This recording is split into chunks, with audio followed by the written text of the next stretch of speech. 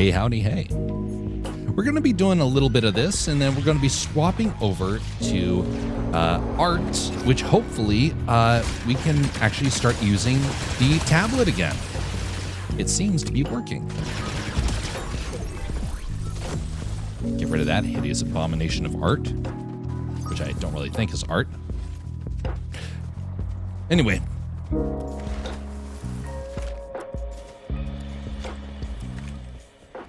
It seems to have just automatically fixed itself, which is curious because I'm not, I don't know if there was an update that is allowing that to be corrected.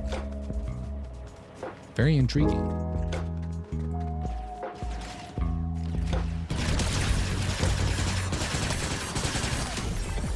Perfect. That thing is strong. Ooh, ho, ho, ho, ho, ho. Fancy. Not a light.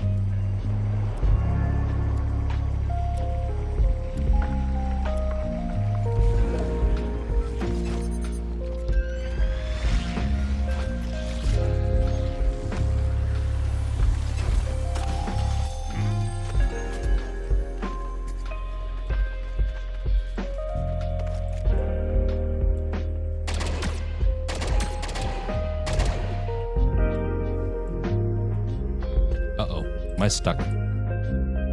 Dagnabbit. Connection failure. In my moment of triumph. Tacky. Well, that's unfortunate. At least the game didn't crash, which has been a problem last few days. I mean, it crashed, but, you know, not hardcore crash that kills the game entirely. We got a couple of projects that have been in the works, and I've been getting some good headway, and there's going to be a major update that happens to the website. It's not happening yet. It's going to happen this winter as we try and incorporate new features and prepare it for the new material that's coming in. Including a bit more complex version of the game that has been in development for a while. I now have a story, and I have iterations that I want to try and do it with. So based upon how the first one goes, we will be changing it up, adding more as needed until the story is done. And it's not the full story, it's just like the prototype story.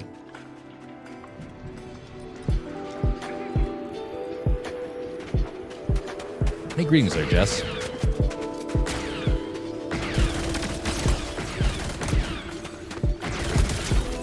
That is powerful.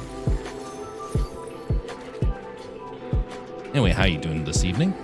I was doing this with Dadman earlier and realized they got lightsabers that are like basically guaranteed. I'm like, yes. Well, that's not guaranteed, but anyway. I knew that they had lightsabers, but I didn't realize how common they were. Like, yes, everybody gets a lightsaber. I was afraid it was going to be like other times where they add hammers, and then the hammers are like impossible to find.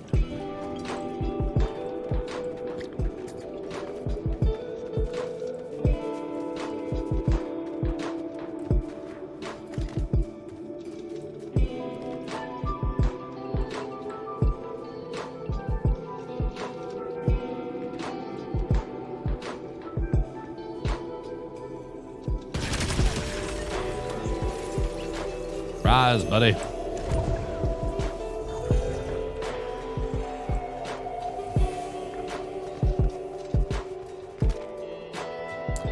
But it's been a successful weekend.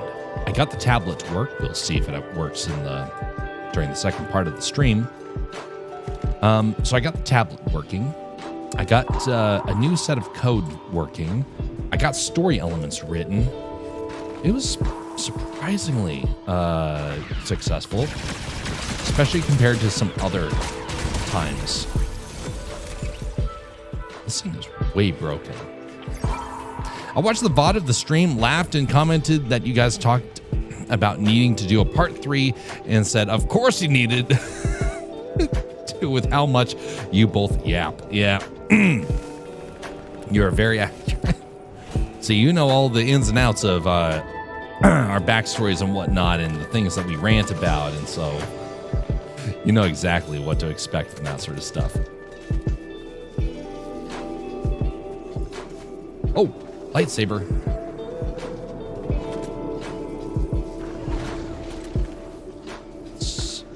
Did that appear on me? Okay.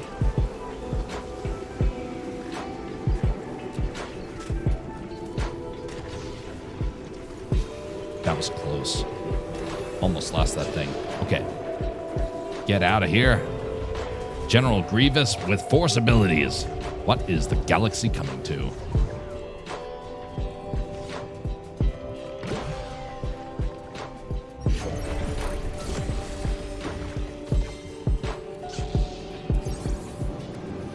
This is not a good Force ability, though.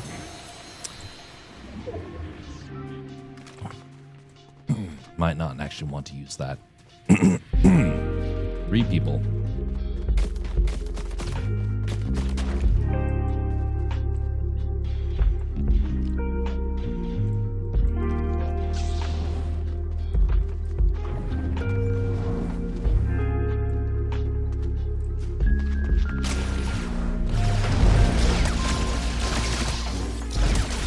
Huzzah.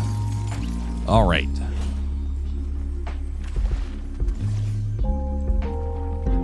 Don't forget to tell Dadman the squirrel story on the squirrel stream. Yes. Yes, that needs to happen.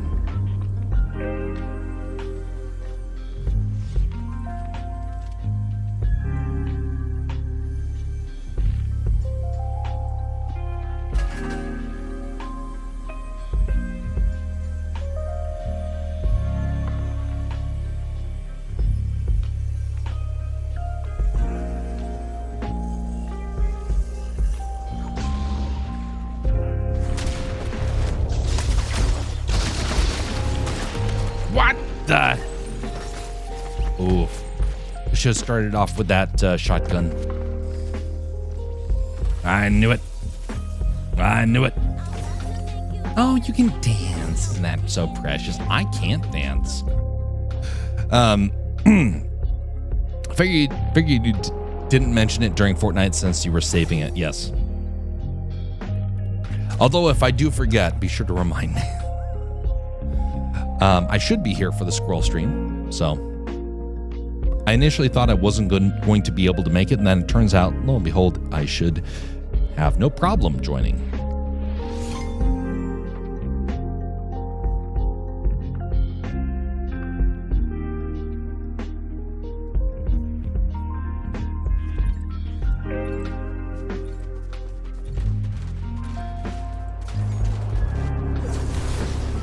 I mean, how has your day been, Jess? What have you been up to?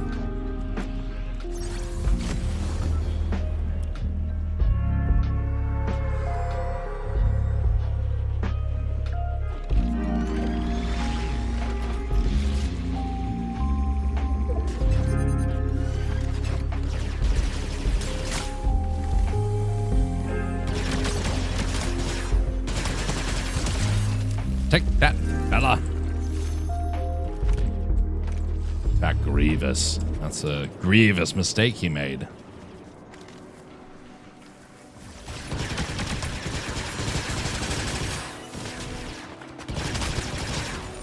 Power Rangers. And Marty McFly. Oh. Strange diva.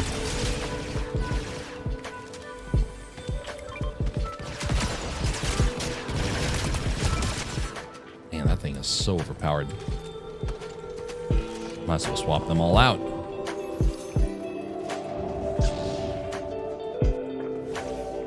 Well, the story can keep as long as one of us remembers.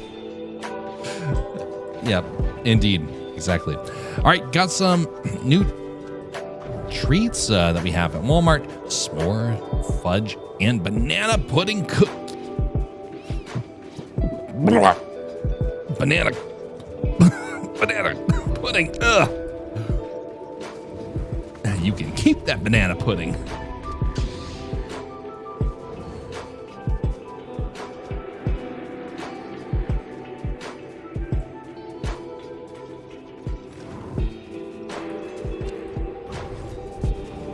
What have you got?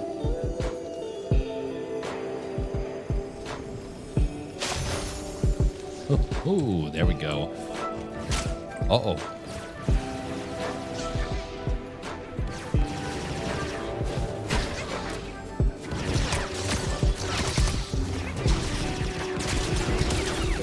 Oh, wunderbar. Ah, that's not as strong as these other ones. Which one is this? Okay, that's the rocks. And this is throwing the lightsaber. I think I want to try this one. See what happens. I'm not allergic and like banana pudding.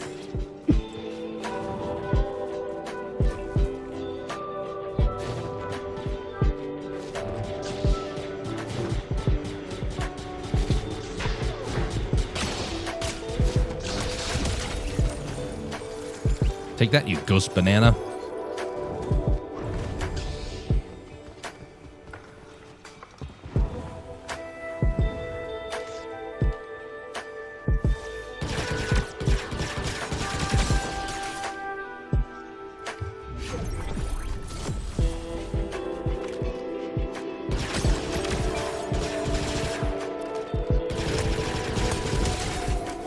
Take that, you whatever you were. They're all Sith, it looks like. Yes, I think I'm good for that. I wanted the Obi-Wan. That would have been ideal. Where is this last fella? Is he inside?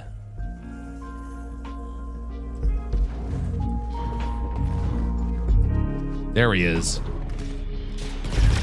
Oh, it's you hideous monster. Get back at, yeah, there we go. Ruin that hideous artwork. And then we jam out.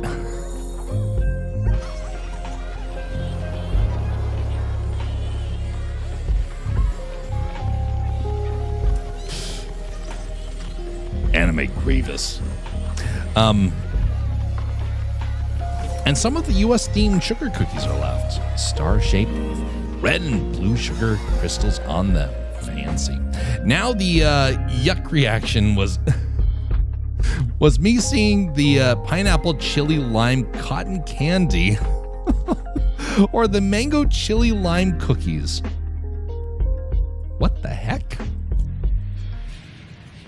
Ooh. That's a unique flavor. I don't know how I would feel about something like that. It's pretty strong set of flavors there.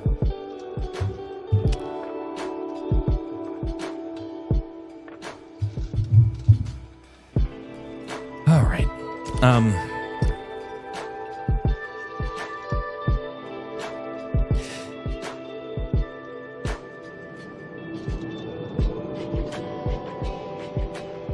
In a little bit here, I'm going to be starting a ramble about continuing this thought of responsibility that I had the other day. Because yet again, more is starting to come to this story, and I'm starting to realize it's kind of a good time to start hashing them out and trying to come up with more topics revolving around it.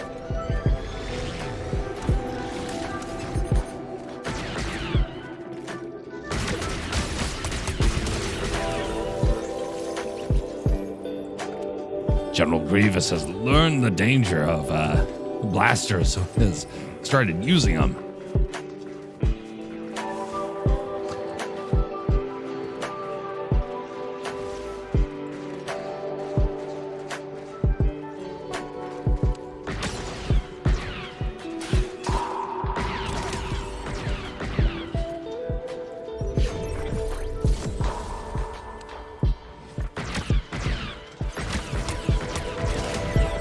That's right.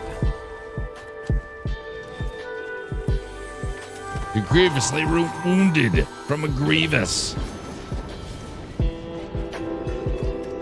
In addition to my collection. I wish I had a Grievous voice modulator. That'd be fun. Hey, greetings there, Bastion. How you doing? Nothing more responsible than fireworks. Uh-huh.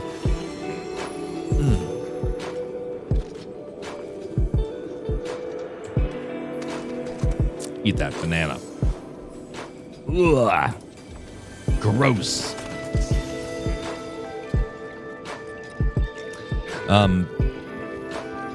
There's also watermelon loaf cake. It just seems like a really weird thing. Yep, that is a little bizarre.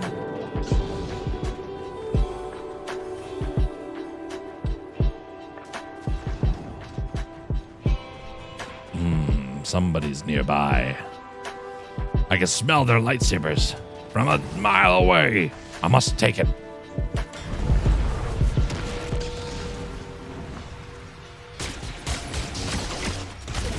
Oof. I thought about using the shotgun. I should have done it. Ouch. I don't like how fast these games are. I wish they were longer. Kind of takes away from the casual aspect of the game. So I don't know how long we'll be doing this one. I might swap over to the other one because the other one allows for deeper thoughts to be explored. Actually, I think I'll do one more of these, then I'll go to the other one. This is for the high adrenaline, fast-paced sort of aspect. The other one allows for that. Stories to commence. So this will be the last time we do this one. Then we'll swap on over.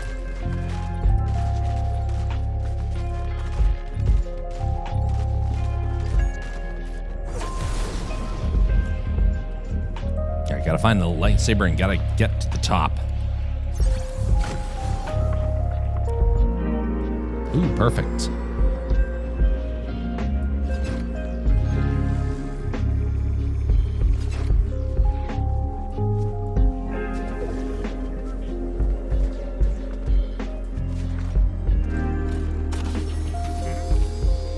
Wonderful. Drink. That's not something General Grievous would actually be doing. Probably have a few too many problems with his health.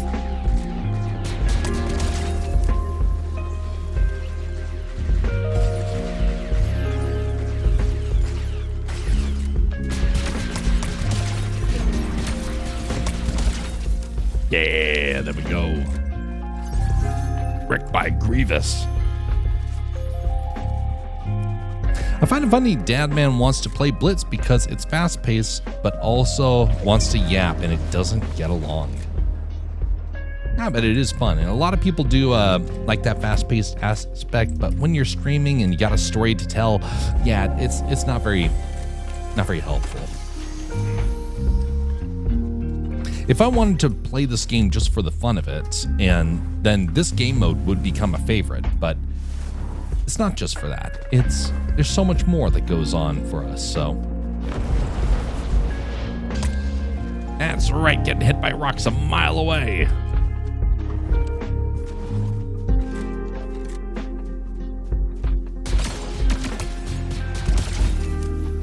Don't mess with the llamas.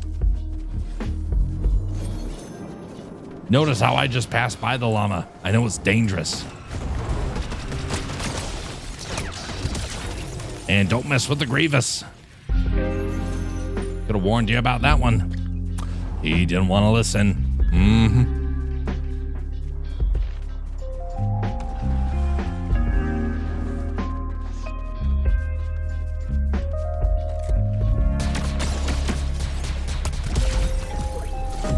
I am Root. You are kaput.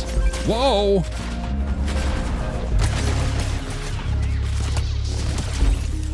Ho, ho, ho, that was close. Is that an Obi-Wan? Yes. That looks like Obi-Wan. That is my preferred. Yes. Yes, just had to double check. I know the look of Obi-Wan's and just wanted to ensure that is what I was getting myself into. All right. We'll keep this one.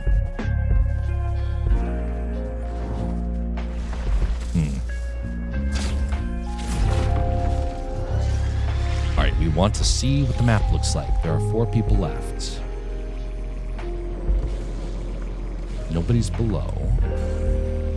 Could be there, and could be over there.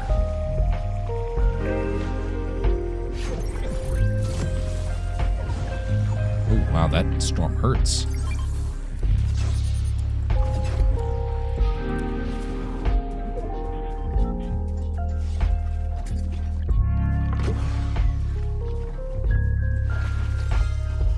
How much is the storm doing? 5 damage. Yeah, it's gonna work.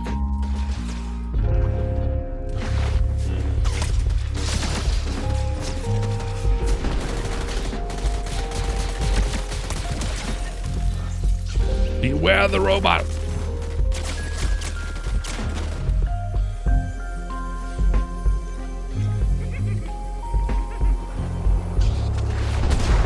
That's right.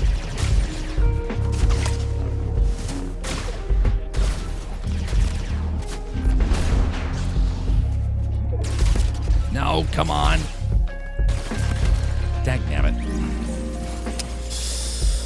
That person was a little too good for me. Yes, and you can dance. And you got a hideous back bling. Look at that. You know, technically I think dancing is a little embarrassing. Don't you think? I mean, you dance to music like that? Wow, you must be a dork. Nobody of sense would dance to music like that. And what's more, you're shaking yourself in that way. That's just, are you lowering yourself to that? Wow. How humiliating. I really do think people don't realize how dumb their dancing can be.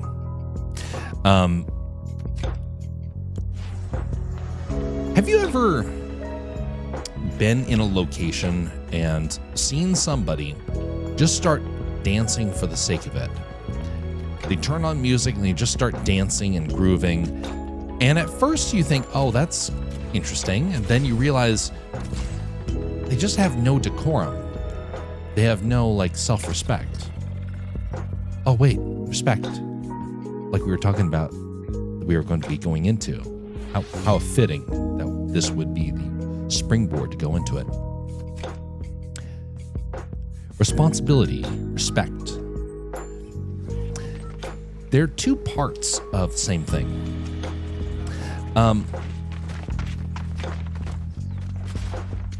Not exactly, but it does share a lot of similarities.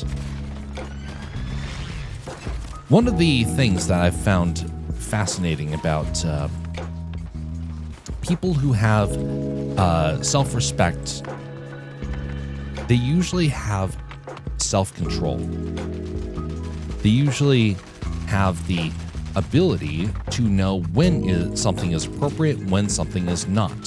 So, for example, let's say that you are doing, as I was saying earlier, you see somebody who is just pulling out music and they just start dancing on the spot. And you start thinking, this is an intersection. Why are you doing that in the intersection? Before you end up seeing the person get clobbered by a vehicle and then have to be taken to the hospital. That may sound a little extreme, but I have seen people do something very similar and very dumb. There was one person that I saw on social media. They were dancing right next to a train track. What's the big deal? They're dancing next to a train track. Because what happens if in your focus on wanting to dance, you end up getting yourself hurt? You fall in front of the vehicle. That does happen. So that's something that can damage yourself. But what about the ones where, it's not really hurting anybody? You're just doing it for the sake of it. You're doing it in the middle of a mall. That may not sound bad. What's the big deal? Well, part of it comes down to the fact that there are people who think that somehow, because they want to do something, it means that it's good. Because they feel something, it makes it good.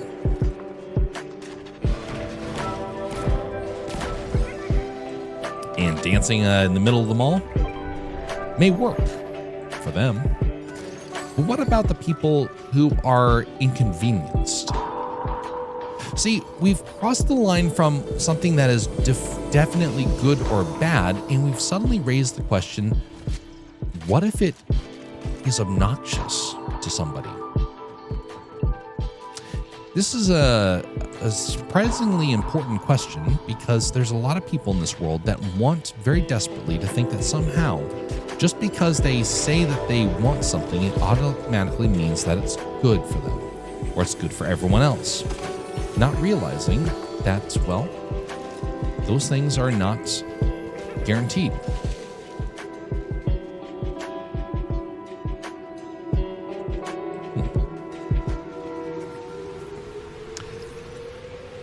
See, some people are going to just be inconvenienced, and that's it.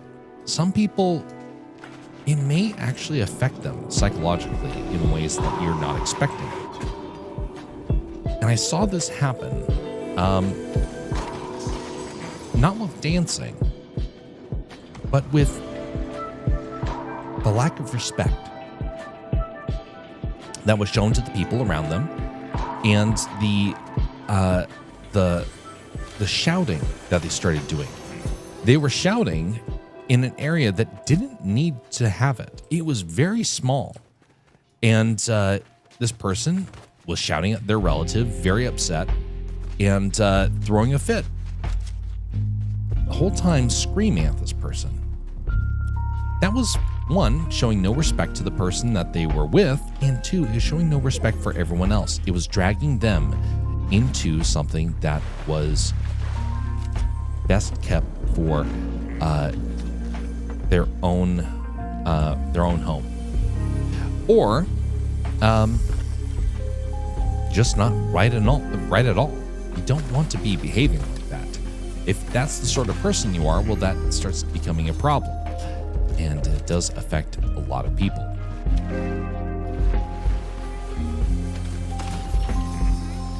Oh, we got a king sprite. But I have plenty of you, and you're not special. I know, I just said you're not special. Nobody cares.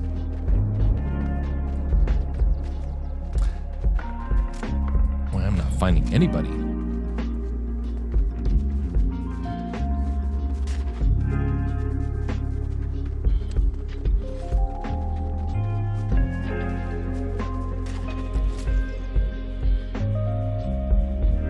Over in Japan, they're having this problem of where people do things that are imposing upon others. In particular, there's videos going around of people on the Japanese trains, and then they start dancing and making themselves as obnoxious as possible, trying to make people have a reaction. You know what does that? A toddler. And then here's grown adults doing the same thing. It's a sign of immaturity. It's a sign that you think that somehow your own well-being is more important than the peace that someone else wants.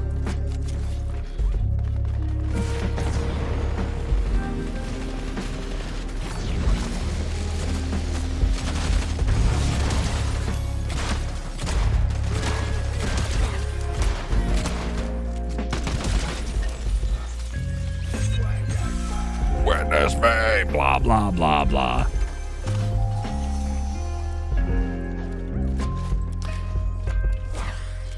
So that makes things a lot more difficult, though. You've just taken your own wants and desires and forced everyone else to have to bend to it. What the heck? I really do not like imposing upon people. If I have to, I will do things myself. I do not want to do things that force others to have to participate. And it's very simple. I've had people impose upon me with no respect or courtesy for the schedules I had. And I looked at them and I was like, I will do it because you asked. But then I see that they were taking advantage. And then I'm like, I don't want to do this anymore. But they make it very difficult to really do. And so then you get frustrated. And I don't want to make people frustrated. The YouTubers, no, actually. This actually goes with many folks. In particular, it was college. The people at college were the ones. I know we're going to new territory here.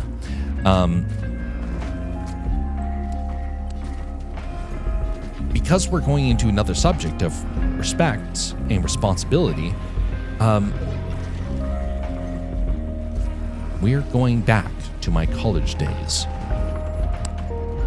Somebody showed up one day and said, "Hey, Jeff, we really need your help with something." I was more than accommodating for it. But then they started doing things that, don't you understand, buddy? We're immune in here.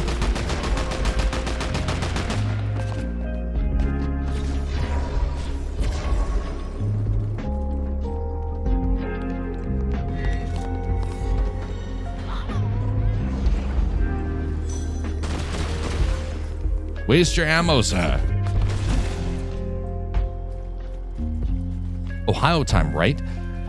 Yes.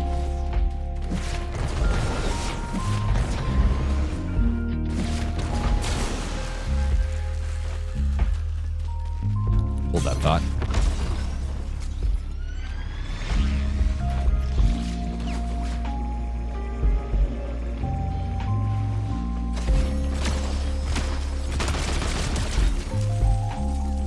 I followed you, sir. I don't know if you realize that. Ooh, ice cream cone. I thank you. Your boots, no, your boots had less.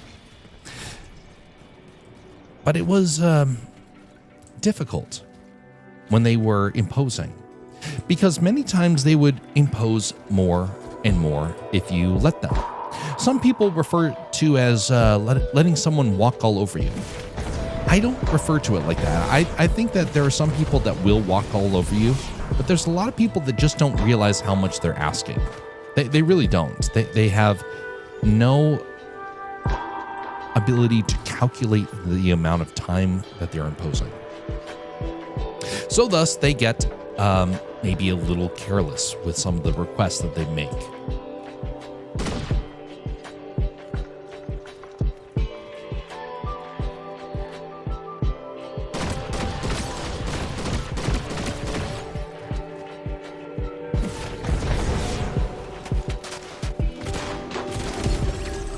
Oh, ho, ho. Do I have you?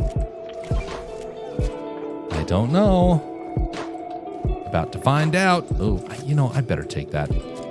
Could be a golden one around here somewhere. Actually, let's just get this guy out. Don't know. We'll find out soon. Successfully extracted. Doesn't say new. Nope, didn't. Whoop-de-doo. I wish it would tell you what you had.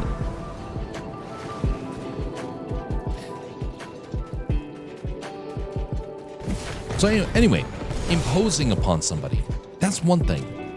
But then there was another person who was increasingly rude, openly, to everyone, and would start to drag people in to their high drama.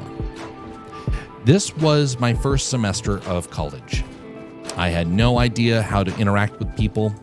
I was sheltered, so thus my friends circle was usually people that would exploit.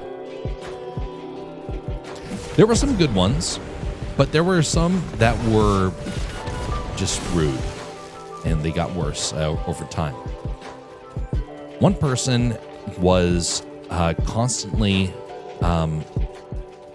harassing people. And what's more, they would start to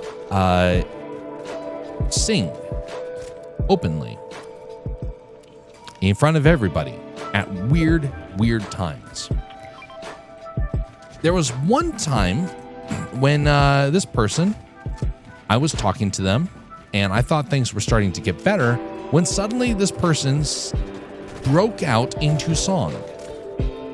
I do not kid. This person broke out into song as if he was in a musical.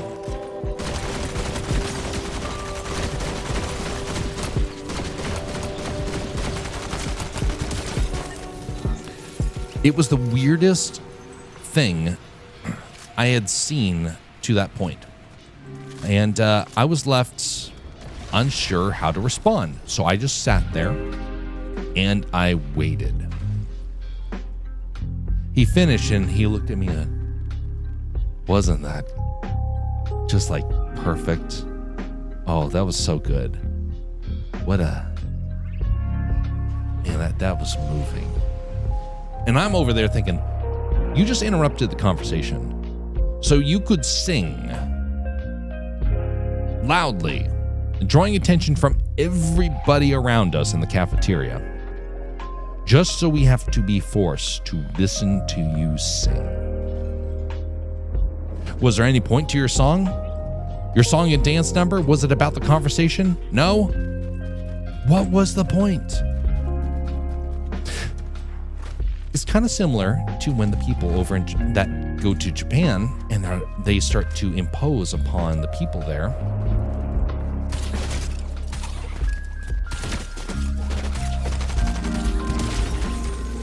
Taken out by hook. It starts to grate upon people. And they'll give you a pass the first time, not the second or third. If he did it again, I would have got up and walked out. So think what happens with the Japanese people when they suddenly see this person doing a break dance in front of them. And then coming up and we'll just say gyrating in front of them. It's very inappropriate.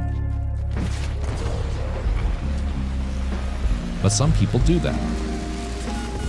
And some people have no self-control. I view a lot of the people that just dance constantly when they see somebody watching for a game like this, they're kind of in the same sort of mindset. Not the same. They're doing it. They're trying to brag. But it is kind of interesting that they both share that same commonality.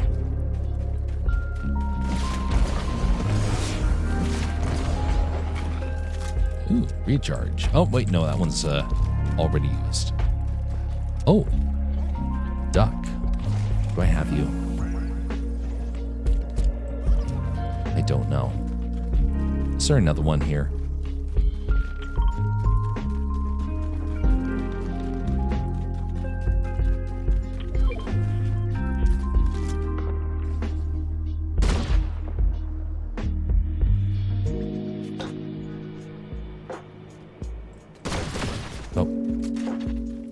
I might as well. Until I know for certain that I got all the gummies, I need to do that.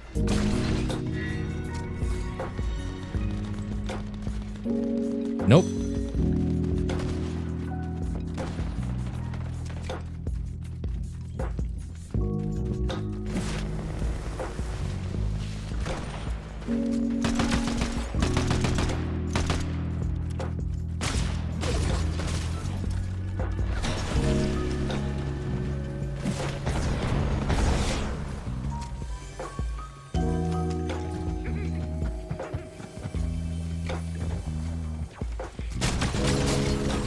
Dang.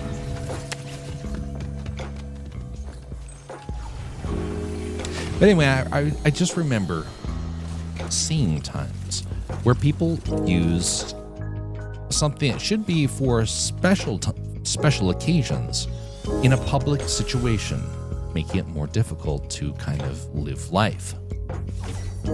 That's what I kind of view a lot of things. If it's imposing upon someone's ability to live out life, not hurt them, but hinder them, I got a couple of problems with it. Sure, it's fine here and there, but what happens when it becomes routine? When it becomes reoccurringly and increasingly demanding?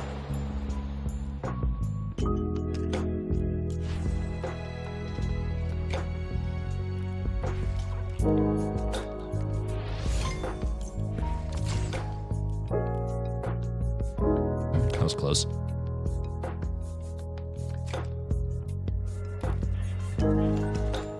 Level 3. It's taking a while to load this, to level this guy up.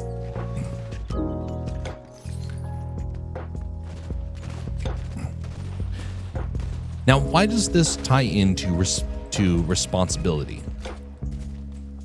We are responsible for our time. We're also responsible for the time that we take from others. Do not impose upon another if you can take the responsibility yourself. Do not hinder unless you need it. Now, do not also try and hoard when someone else needs it for growth. So you're walking a bit of a fine line. That is an important thing. And I wish that more people understood how their time impacts others, how their demands impact others. Let's say, for example, I say this because I have no problems with the stream and I do not ever want to say no to them, is let's say, for example, Dadman had a stream that was going on. And he was like, you know what? I want to have a stream with the same people every single day at the same time and for double the amount of time. If he was to say that, what is right now a gift and a wonderful opportunity would start to sour. Same thing if I did the same thing.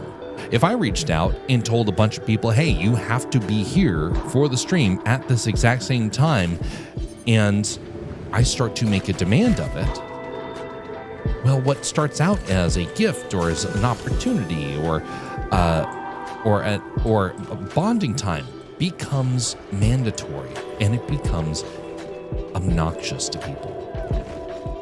There was a streamer about 2 years ago who reached out and did this. He was very demanding. He's no longer streaming. That's why I mentioned about it. He's no longer streaming, but he did this exact thing. People complained about it, and then he got defensive. He's like, you guys should definitely be happy that I looped you all into this. If not, then you're just not being very good friends. And he made it all about him. And it ruined the ability for the friendships to grow. And his stream came to an end. We have to watch out for that. We should always be willing to incorporate people, always. But we shouldn't be demanding of people. And I think that's the fine line. Be welcoming at all times, but be very careful of demanding things. That's one of the reasons why I actually really like Dadman streams, because it's always an invitation. It's not a demand. Versus this guy that I talked about, he made it a demand versus an invite. And it ruined the experience for everyone. Being able to look at your own actions and to know that balance. Not easy to do for some people. In fact, for some people, what the heck? I didn't know this area was down here.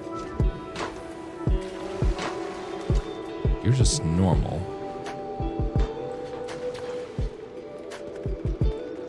I like that Buzz Lightyear's outfit glows.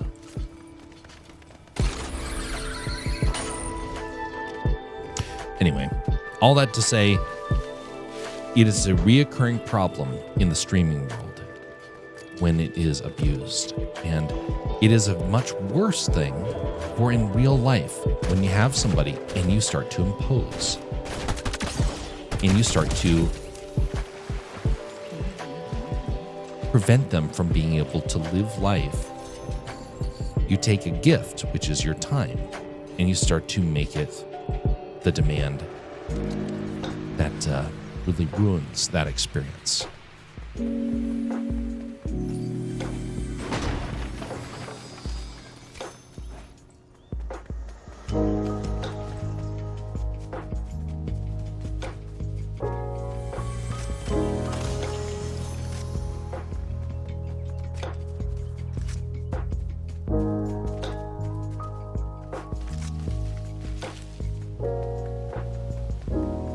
Hey, pizza truck.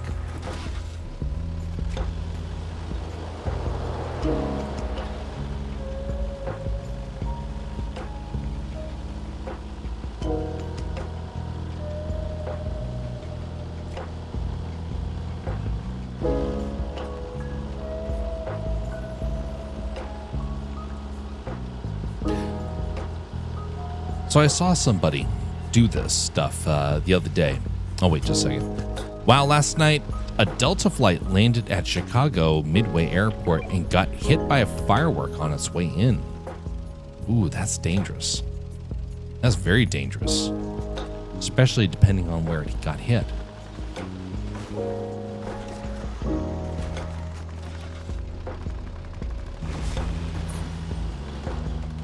Hopefully no damage happened.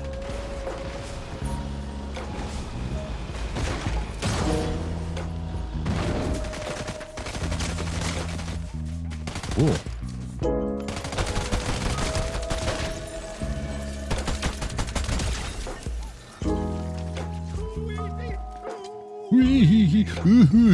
Yourself, Peanut. That'd be freaky. You suddenly hear a bang, you see the sparks go off, and you look out your window and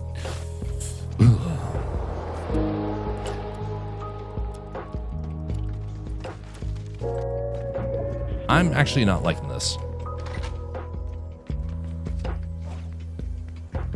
This is actually bad. That guy was a little too direct. Or maybe not.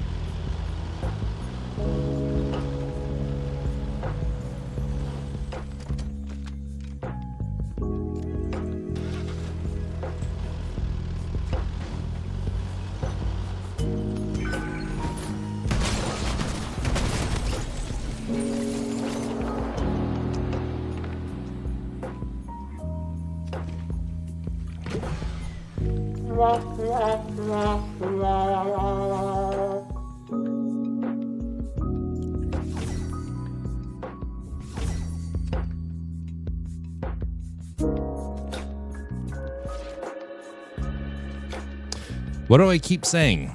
After mid-game, put Peanut away. We were at mid-game, and the way that guy moved was enough warning. Dang. Saw the news posting a thing about it, then came across one of the actual radio conversations with the tower. Ugh.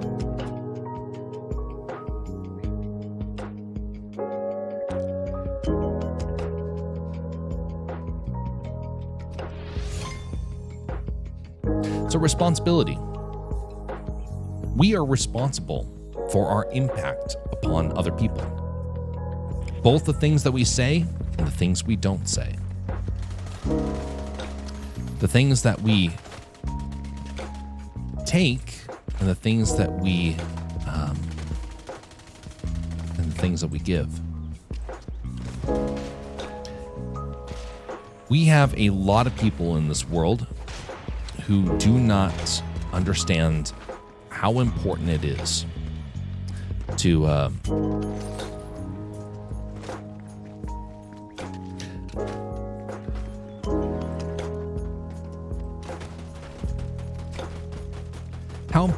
how important it is to maintain a sense of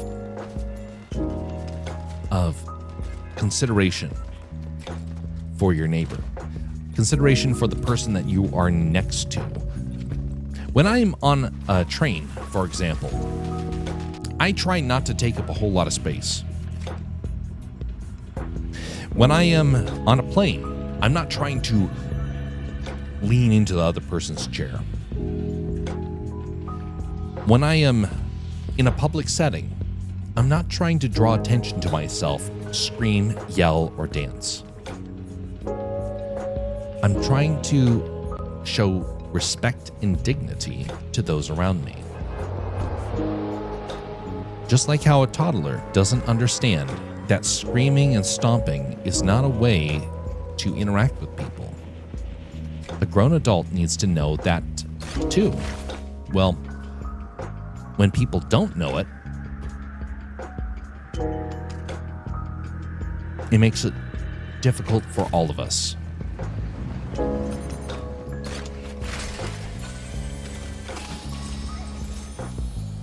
And I am worried that we have crossed a line for a lot of people where they see things on social media, then they want to imitate it. And in doing so, makes life more difficult for one and all.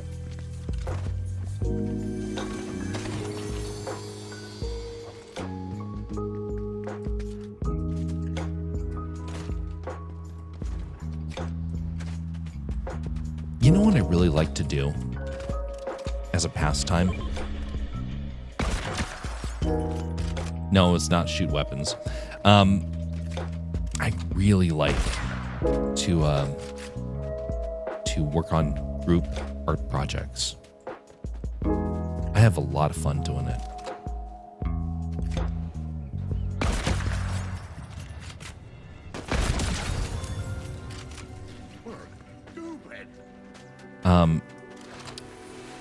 A group painting session, working on decorations for VBS, going out and building something together out of wood. I love crafting. I love doing these group projects and leaning into our different skills, seeing something greater come together. That is my happy spot. I love doing that.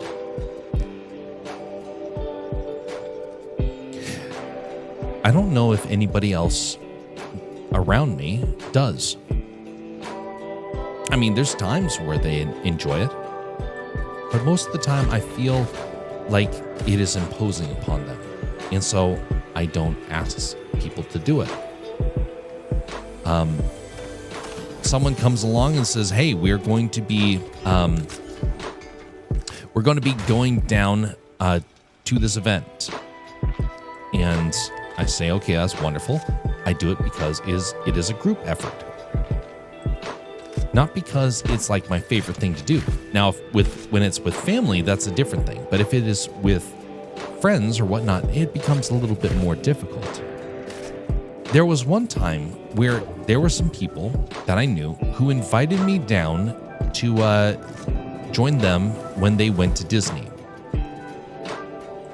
And this was when we were working at the parks.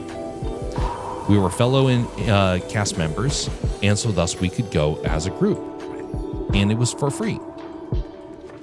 And you know what?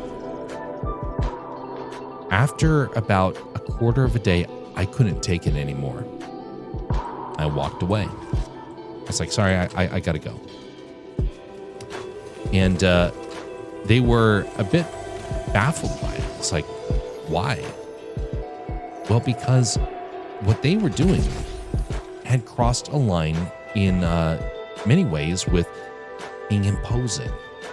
It went from being a fun group activity to you are there along for the ride and you don't have any real say in what's happening. You just have to accept. And I was not so keen on that. Mostly because I had seen that they did not share even half of the beliefs that I did. And so when they were imposing, their imposing elements would become all the more difficult to deal with. For example, they told jokes that I could not approve of, jokes that were insulting to people that I cared about, because it was about basically. So basically, if someone comes along and says, "Hey, a relative of mine was a blankety blank, aren't they all?" And then they go around like, "Yeah, isn't your relative a blankety blank?" No. Oh, come on, you can tell us the truth. No, I'm not going to do that. And I had it. And I could not do it anymore. That was imposing. And then people said, "Hey, we should do it again." Like, no, I don't approve of that.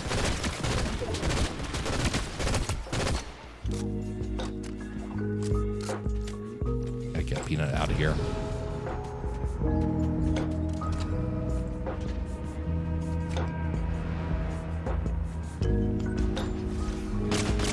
Whoa, not good.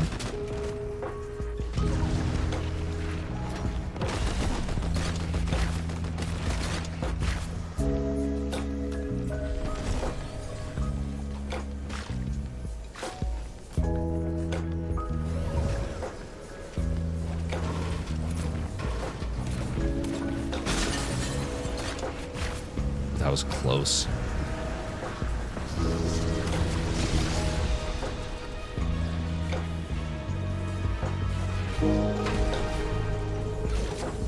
Okay, got him out of here. Good enough. So I'm posing. They came back and they were imposing that I should join them again. And I had no interest. I had no problem telling them that. We were not friends. But if a friend had come along and said that and made people very uncomfortable, I would have gotten very upset about that, and I would have had a fit. Because it was insulting to be around them. Now, we have some things that we do that is imposing upon other people. Kind of like my desire for wanting to do group art projects. Not a lot of people like that. And I remember telling someone years ago, I said, "Hey, as a group project, let's go and do this art together." And they looked at me like, "What sort of weirdo are you?" They didn't say weirdo. They said something a little bit more crueler, but the point was taken.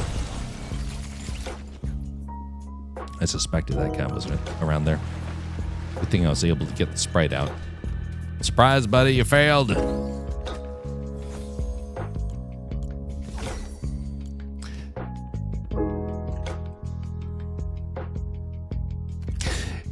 And I think right now my attire might be drawing a little too much attention.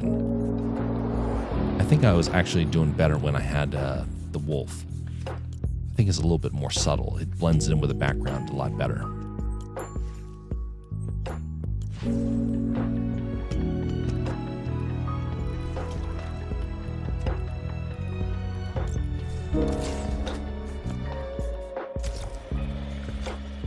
So it came to pass, though, of where I did ask, "Do you want to do this art project?" And finally they said, "Oh yeah, sure, we'll do it." I was so embarrassed when we did it. I try to hold my nose and do whatever other people are doing. I will at least give it a try. I will stick with it. And this person, this friend that I was going to school with at the time, could not stand it. And every few minutes, would complain about, why do people like doing this stuff? This is so dumb.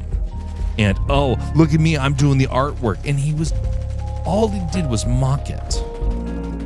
Do you think I ever wanted to invite people out to do that again? Imposing. Forcing people to do something is one thing. And when you see people respond in that way, you start to realize how you impose upon others. That person really did not want to do art. That person really didn't want to do any of the projects that were being done. They hated it. It was disgusting to them. It was revolting. We were just painting. We were just crafting. We were just putting together ideas. What made it even worse is one of them was in media. Yeah, there was multiple people at this event. So you know what? I never wanted to impose upon someone again. I learned my lesson. You don't force people to do what you like. You do what you know other people like, and you smile about it, and you try and interact as best as possible.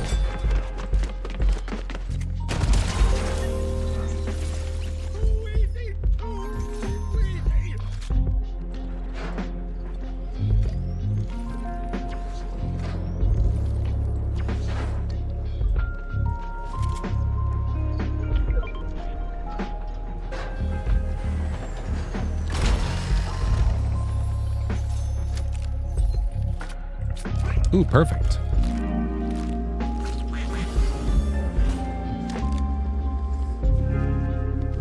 Okay, I think we might not be able to get much out of this guy.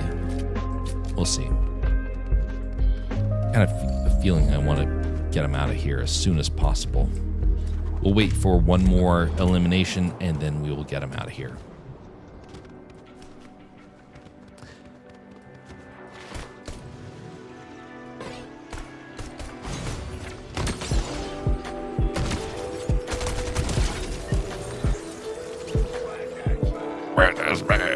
Blah, blah, blah.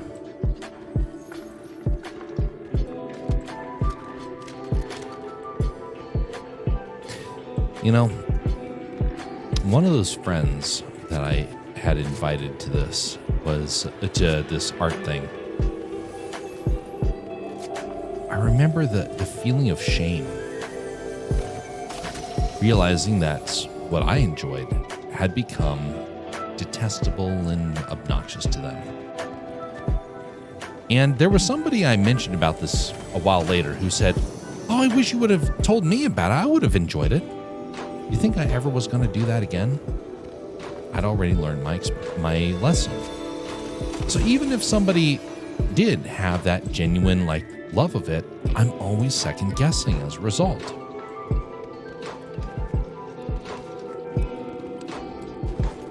We can be imposing, but also when we see somebody is imposing upon us, we have a position where we can either accept it or reject it. We can embrace it, or if we don't really like it, we can at least find a way to ease someone out of it. Being respectful, being considerate, not shaming, but in order to help them understand that you still support what they're doing, but you're just not going to be available for it. That's the other thing you can do.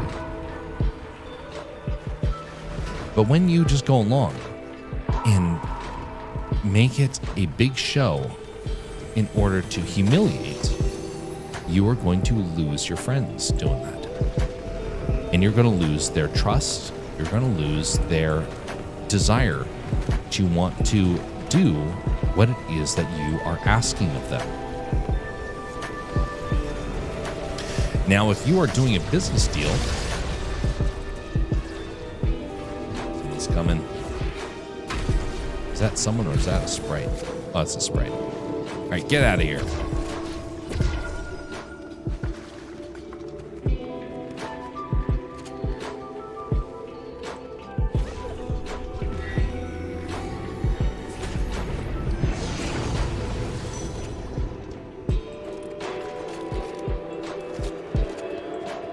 Actually, wait a minute. I had good success with this the other day. I'm going to try it again.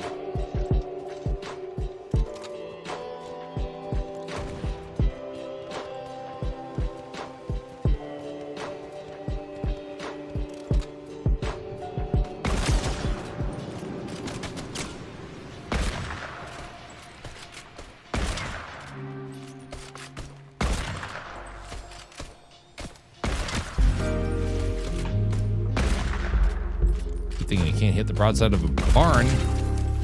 Let's say, for example, you know somebody who really hates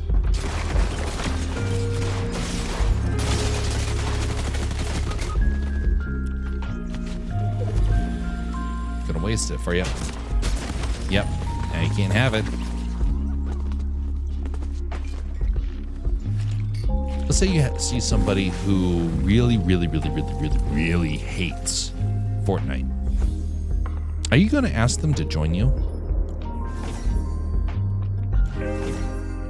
Are you going to say, oh, you don't understand, you need to do it because you're going to have so much fun. But you know that they can't stand it. Are you imposing upon them? Asking yourself that question, what would you do if somebody asked you, not something you really want to do, but imagine it in terms of someone coming up and saying, would you like to do something you really don't want to do? And then imagine that's how some people are going to respond to the things that you like. That's why it's important to make sure that your ideals are similar enough to where you can enjoy them together. Let's say someone really likes to go hiking and someone doesn't. You can have a friendship still. You can be able to say, hey, yeah, let's go hiking for a time. It may not be your favorite thing, but you're doing it because you care. And somebody else and the person who enjoys hiking could say, you know what? I don't mind working on projects. In fact, I kind of do enjoy it, or at least I can do it with grace and with care.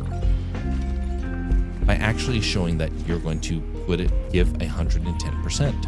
Even if your 110% is not the best, it's 110% of your behavior, of your attention. Because when you don't like something, it does stand out. And your responsibility of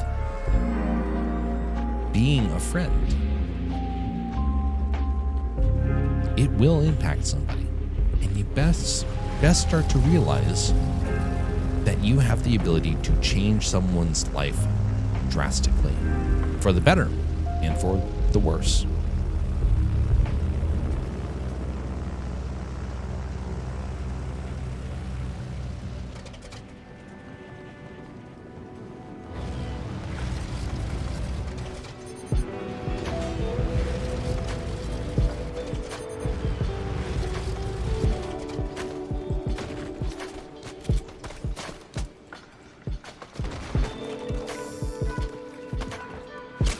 Uh-oh.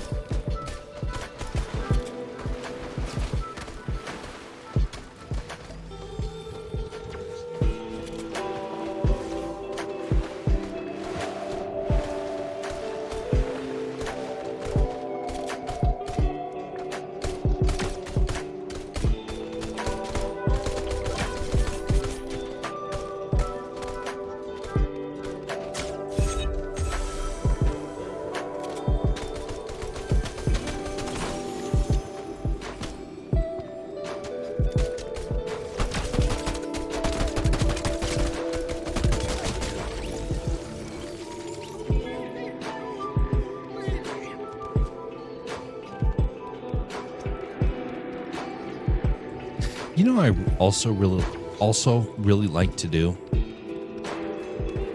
I really, really, really like storytelling.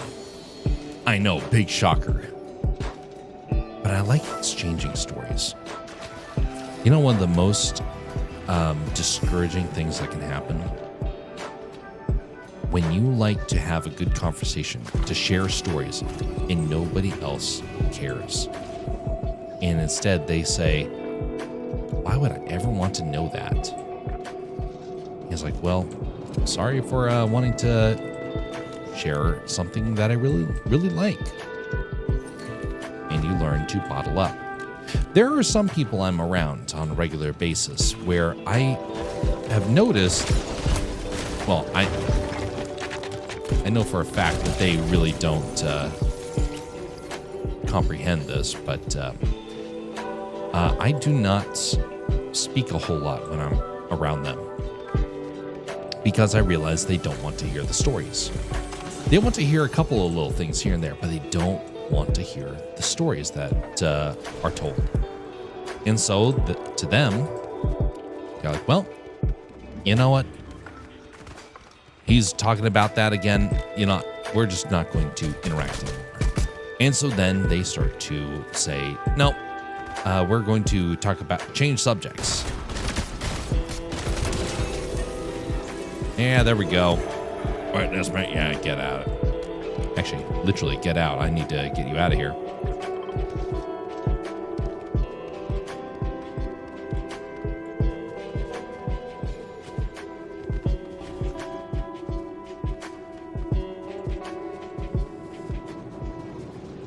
But so they don't like hearing a story.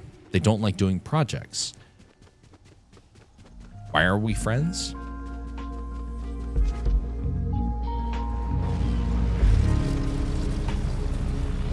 Because we have a shared history. Even if it's a little bit, it is a shared history which you can still have good times sharing that history with. But in terms of imposing time, that is not going to be healthy. It's not going to be healthy for them. It's not going to be healthy for me. And so thus, you don't impose time. You focus on the interaction. You don't focus on the activities. All right, you're staying here because I'm going to need you for the rest of this game here.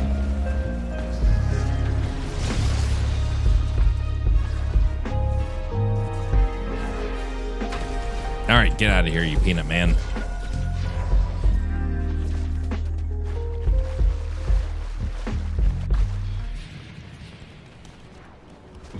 What have you got? Wonderful.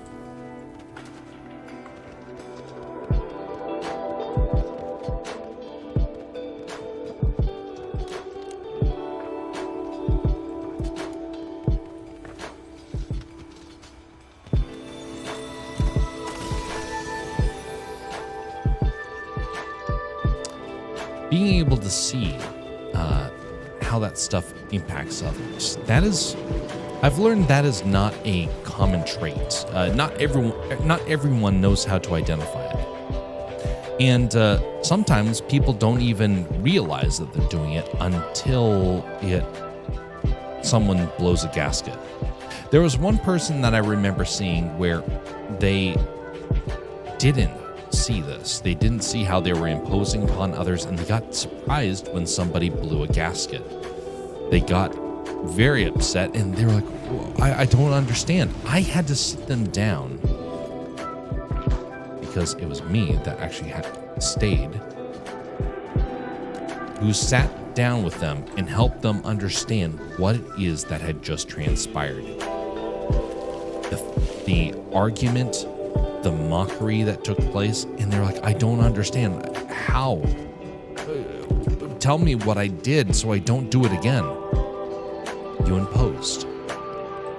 You thought of yourself only, and as a result, it affected people. It made things difficult, and people got upset. The shock that came over him, the realization of what have I done, finally hit. It hit because the people that he was around that he thought were friends turned on him. They no longer saw him as a friend. They saw him as a point of mockery, a point of ridicule.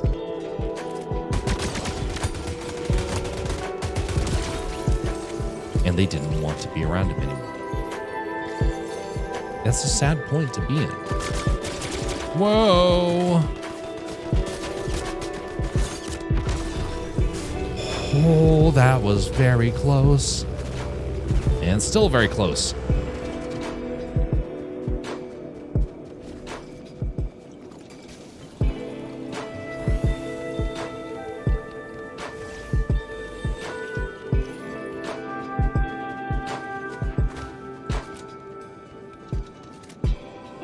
Now, why was I able to tell him and not make him angry? Because that was something that I half expected him to get angry, and very easily could have. Part of it was that I didn't try and humiliate him. I mentioned what had gone wrong, and then I gave encouragement. It could have been... That advice could have actually backfired. Thankfully, it didn't. But it did get a little close, and I did get worried that he probably might not fully understand. And thankfully, he did learn. And as I understand, he was able to course correct. I haven't met with him for a while, but it is something where he did start to understand and start to change.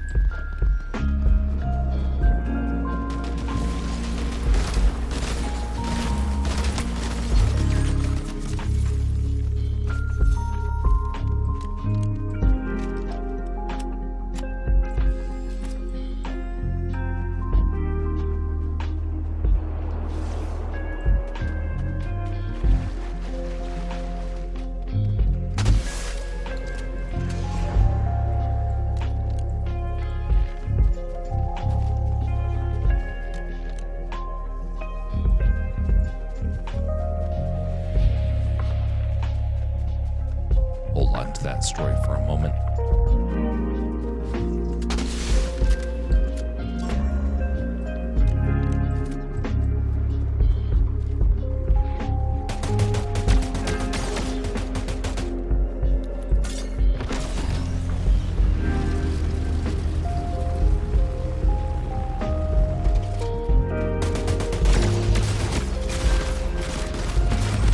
Oof.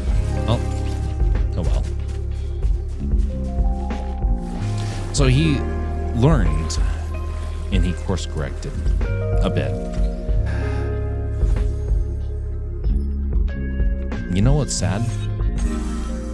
The people that he upset, just with his selfish sort of behavior, ruined everything in terms of his relationships. I'd say over 90% of the people have cut off ties with him. Probably more. He had a lot of friends, and it didn't turn out so well for him. It's kind of interesting because I actually knew back when I was at college, years beforehand, I knew a guy who was the most popular man on campus. Actually, two of the most popular men on campus. Very, very popular. And for all the wrong reasons. Popular because they were clowns, and they didn't realize that's why they were popular.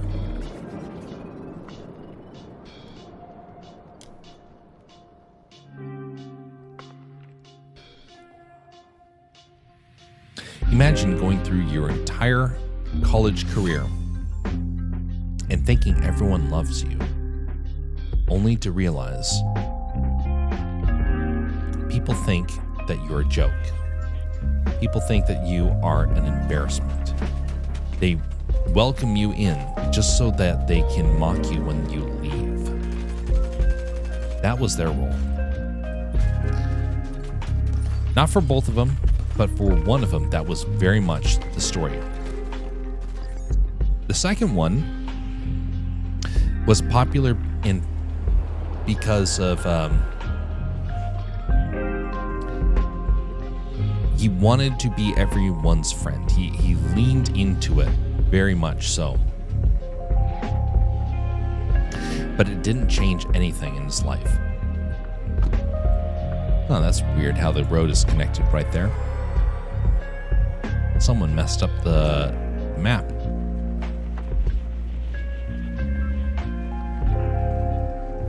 This will probably be the last round, and then I think I'll probably switch after this.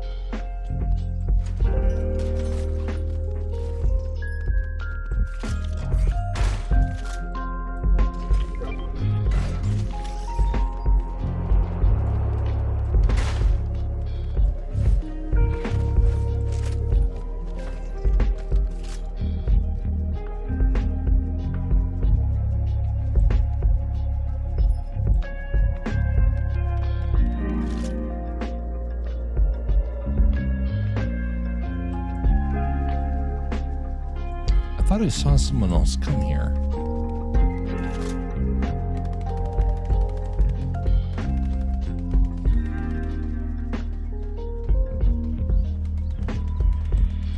Oh, they're there.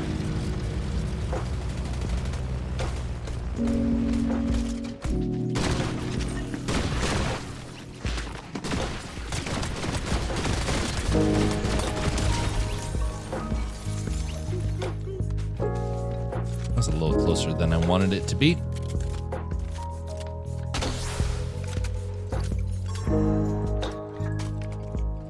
Oh, hello. Oh, no. That's not good.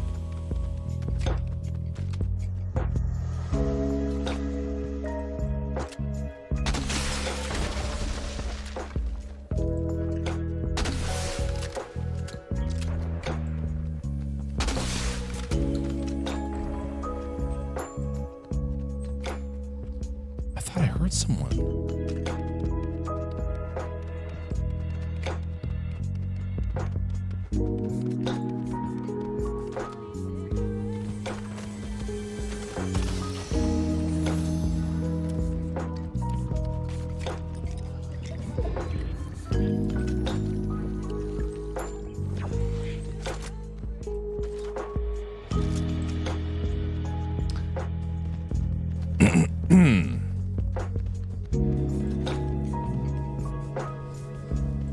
No items. I noticed that the NPCs don't have items anymore. I think that's might be across the board. Actually, I don't interact with the NPCs enough to really know for certain.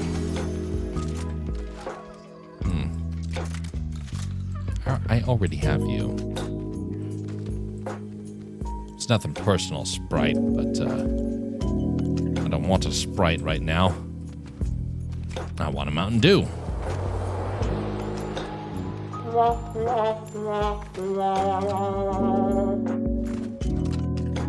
I need canned laughter.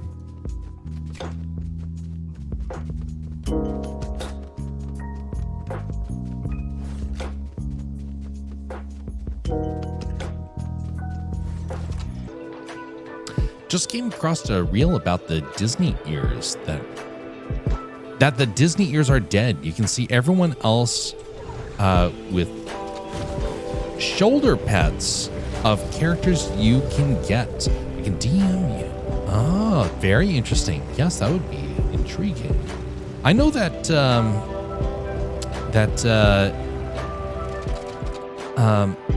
Rogue Attraction does that. He was ahead of his time. He is, you know, a trendsetter. He's been doing that for years now. I know that people were like fascinated that he was doing it, and it was a clever idea. Sent, much appreciated.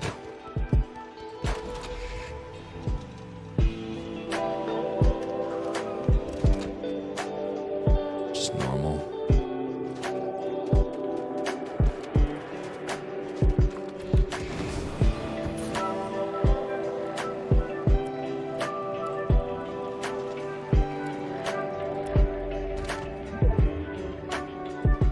All just level 1.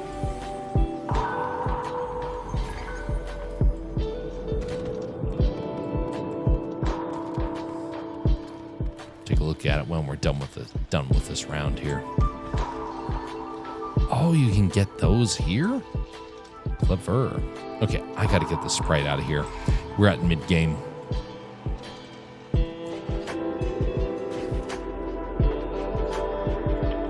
Yeah, we'll go over there. Safest. Use a magnet to hold them.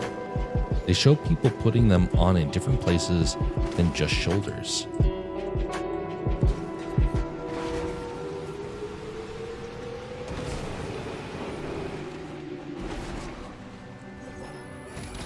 Uh-oh. That is not good. That's golden?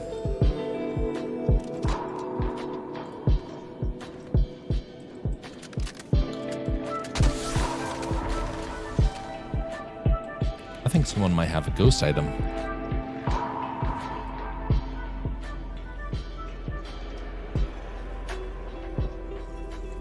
Now we'll risk it. Nope.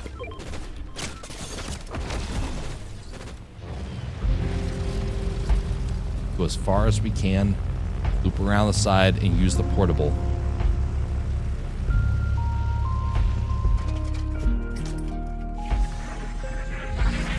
That's right, get out of here.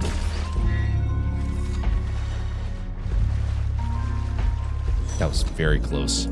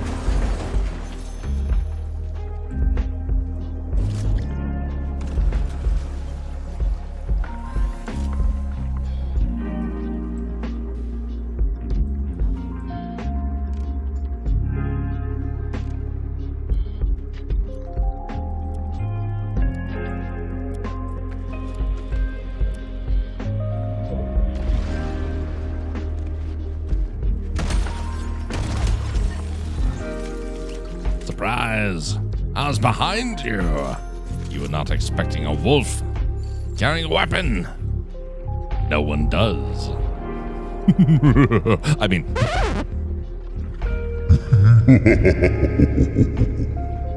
There we go.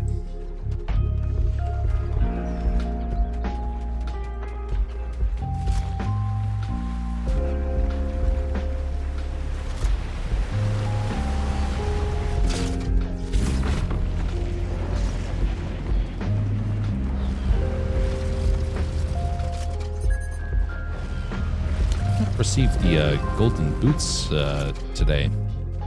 It's very sad.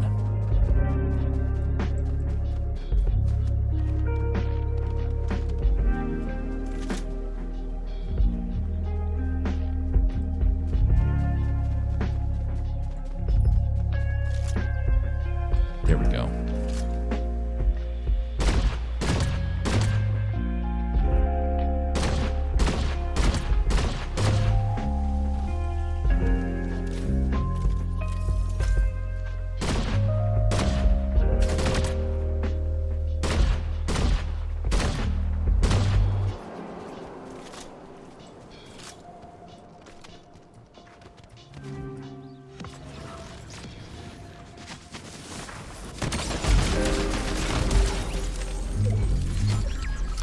was a little close. Ooh, legendary. I'll take that.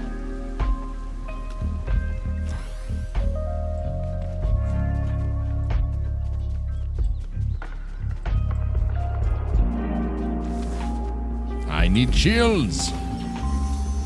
You are not shields. Whoa.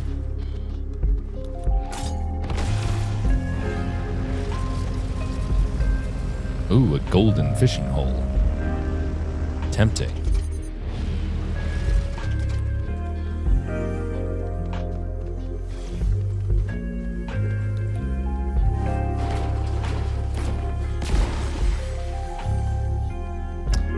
Here's the fishing boat.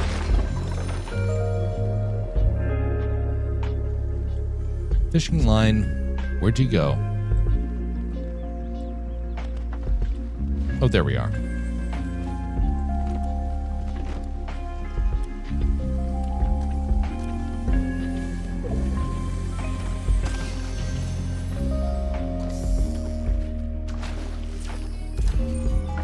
Ah, the gummy. The fish. I think I have you. Yeah, I'm certain I have you. So I'm not going to sweat it. I'm just going to carry you casually.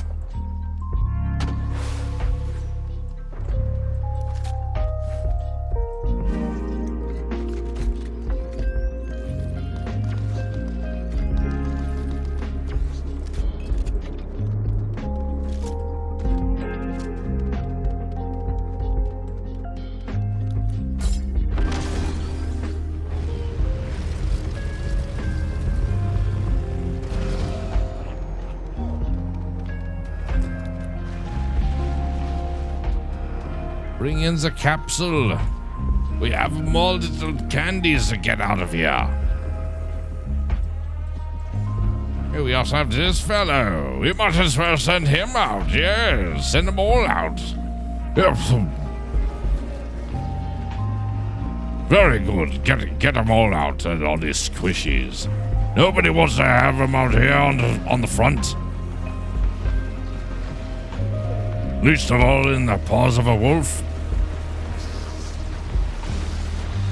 Get rid of these things. Send them up into space. Jolly. Alright, they're out.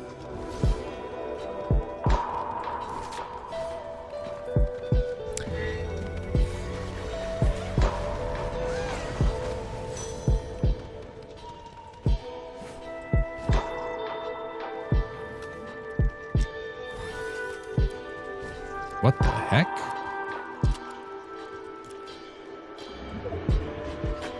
Firework flare.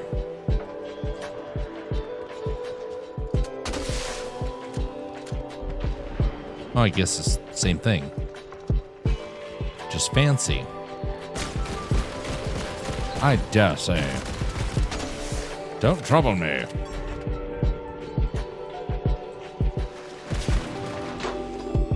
So don't trouble me.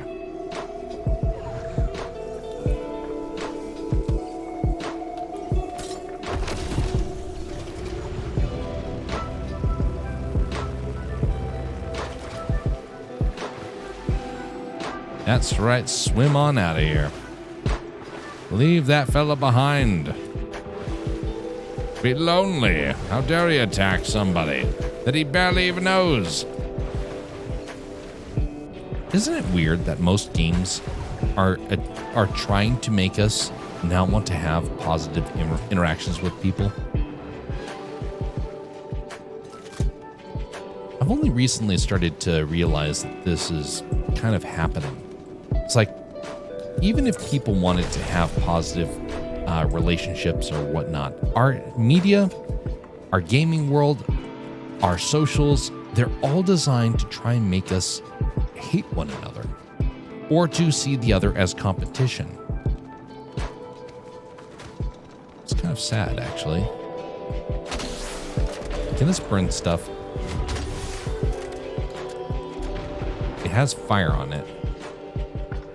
Nope, it doesn't burn. Very sad.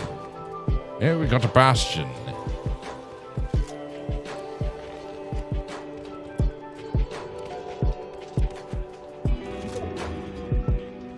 Let's see here.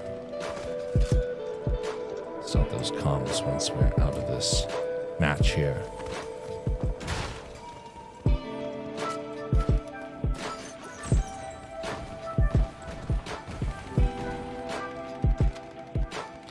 Stuff doesn't catch fire anymore. Players lost the fun. Isn't that how it always goes?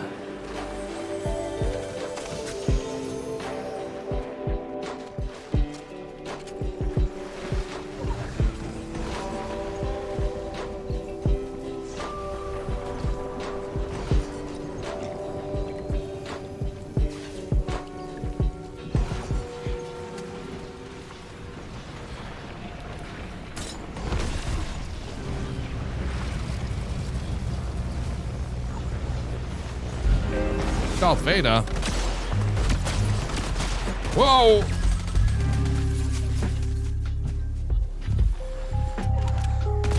Darth Vader is like, not today, youngling. I mean, I can't do his voice right now. I think I stressed myself too much earlier. All right. You got the Discord. There we go. All right, going on over here. And then bingo. Greetings, Bastion. How are you doing? Hello. Pepe. Born out from going to Mexico yesterday. Oh, Mexico. How is Mexico these days? Pretty good. Did get to see the fireworks coming back, though. Hopefully none of them hit your plane. Oh, I gotta take a look at the... I wasn't on a plane. It was just a drive there. Ah, okay. I'm taking a quick look at what Jess sent me.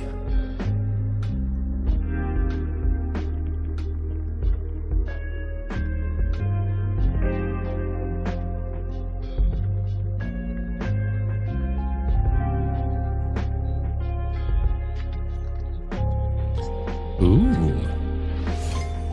Oh, that is so cool.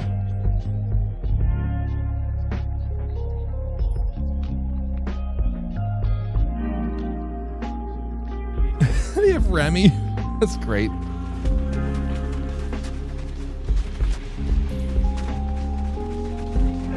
Wow, that's actually really cool. I like that. About time they did that. Take a quick look at the Discord before we do this here. See what Jess has linked over here as well. Someone posted this in another Discord I'm in. I just read that the Discord AI has a bug. If you post stuff with a grid-like pattern, your account can/will get banned because the AI thinks you are posting inappropriate pictures of children, so be careful. A grid-like pattern. That's odd.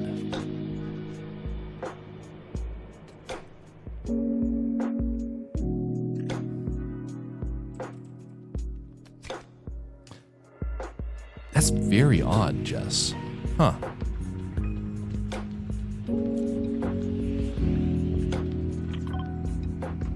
Anyway, you were mentioning about Mexico. Yes, I was there for my niece's baptism and then her first birthday. Oh, very nice. Yep, yep. So, how long was the journey? yeah, I was just getting to see the family again. To get there, about an hour, depending if there's a line. There wasn't one, so 40 minutes. It's not bad.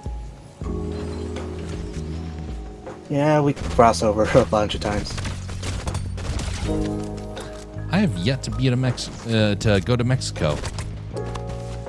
The opportunities just never quite arrived. Finally.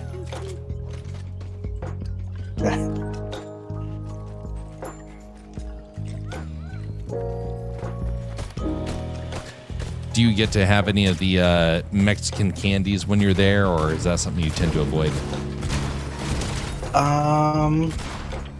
So it was a kid's birthday party, so I don't go up to the candy bags anymore. I try not to. Let the kids have it first. But yeah, I didn't get any this time. But for that party, there were stands where you could get make your own treats.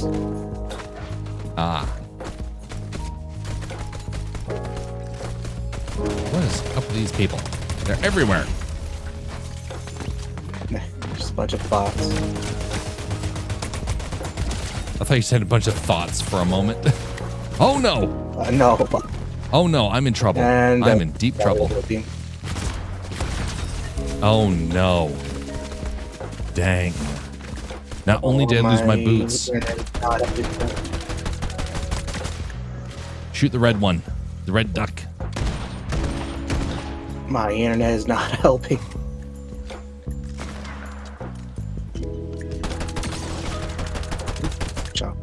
Oh.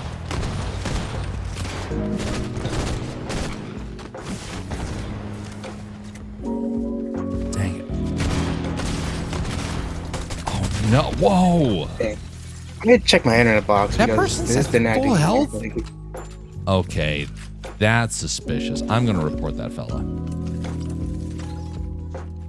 I think he just didn't take any damage because there was another bot. There was another person. I think it was a bot, so he probably missed a lot of shots on him. And I did the full shield, so I'll be back. I'm gonna move the internet box. See if that helps. Sure. I will not show that. Return. Oh, dagnabbit, wrong button.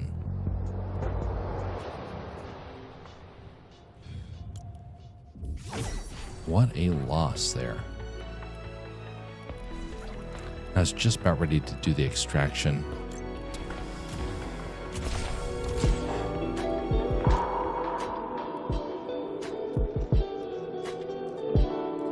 Full health and his ally wasn't alive.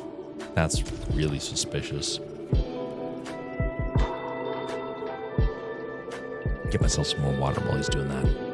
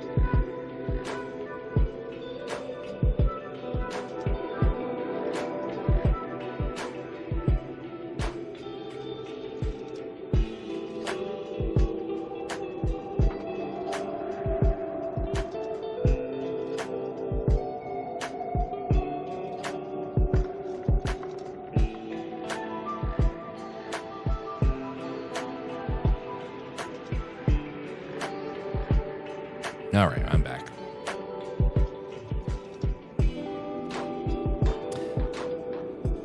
So. Come on, move the. Oh, what was that?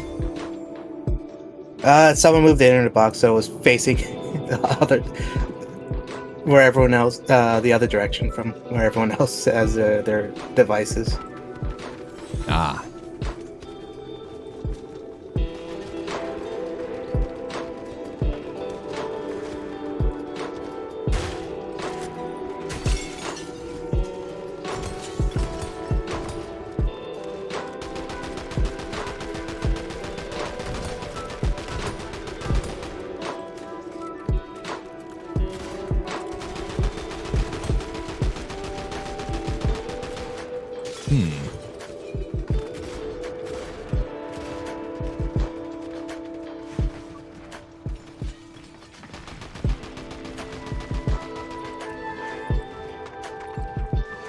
with your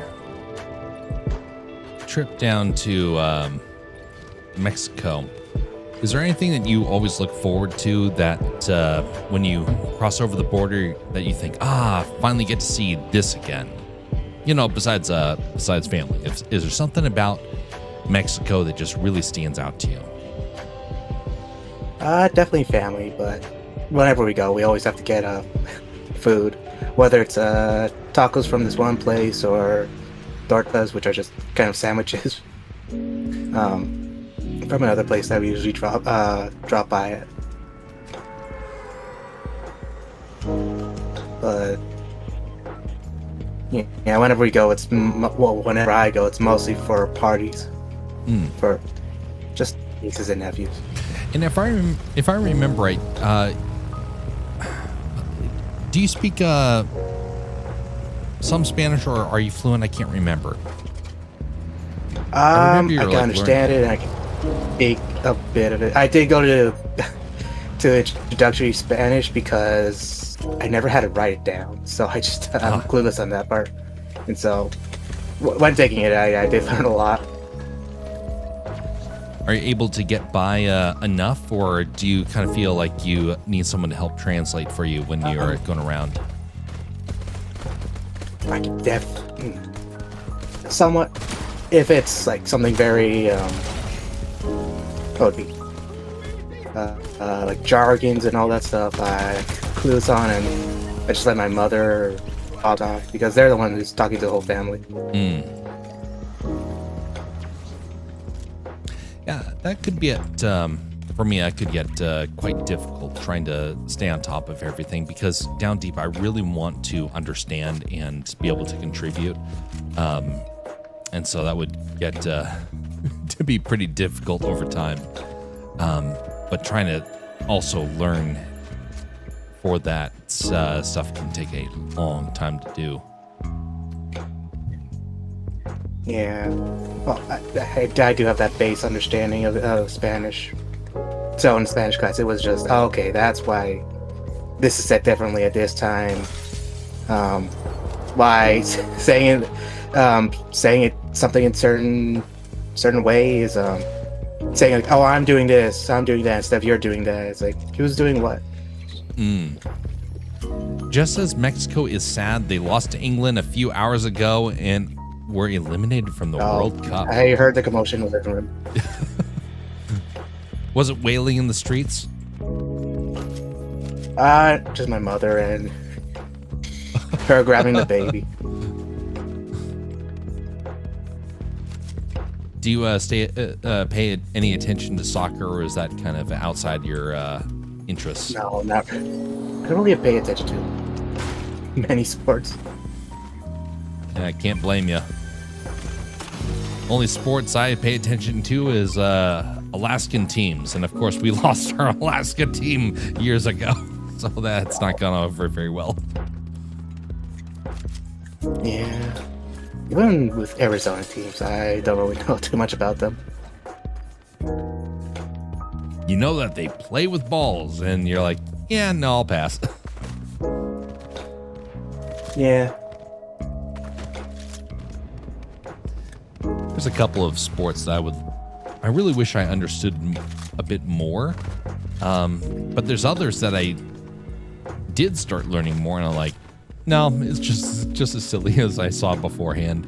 Or at least to me, I understand that people really enjoy it, but I don't have that same level of interest in it, and so it just doesn't quite pan out in the same way. Yeah, I understand when they're a bit railing. I've always heard of bobsledding, never really spent the time to learn about it. All I know is just that these people in this ice sled that go really fast down a hill. Oh, what? The character doesn't play it? You just hear piano keys? That's silly. Yeah. What a messed up opportunity. They could have had you playing like the Peanuts theme, or maybe the music from the Godfather or something like that. Another movie I haven't watched fully, the Godfather movies. I was told for years that I should watch it, and then I saw just a little bit, and I realized, I think I'll pass on that. So I can know the references, but yeah, won't be watching it myself. I guess it's a cultural importance. Just so many people know about it, so many people praise it, and if I'm not a fan, at least I know about it. The full movie. Yep. Yeah, what inspires people. There's a lot of movies like that where the moment I start to learn more about it, I'm like, I kind of regret having seen that. Especially for ones that have that are revolve around violence. Like I've said before, violence has really set me off in recent years. And The Godfather has some scenes that of where you start to understand trauma. And when you've seen somebody in full trauma, you never want to see someone in that again, even if they're acting. And there's a couple of movies that I refuse to watch anymore because of that. And that one is one of them.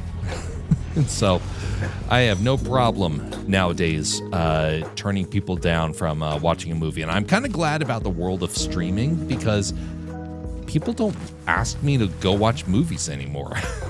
It's kind of easy. It's like, hey, we're going to watch this movie at our house. I'm like, oh, great. I'm busy. Yeah, just streaming, they can watch it whenever. And then with theaters, you just wait for the reviews and wait for them to talk about it. Yep, indeed.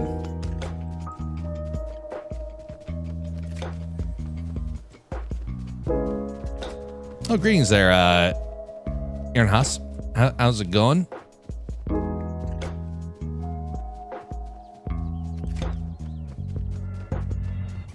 Nada. Whoa, somebody's taking a shot at me.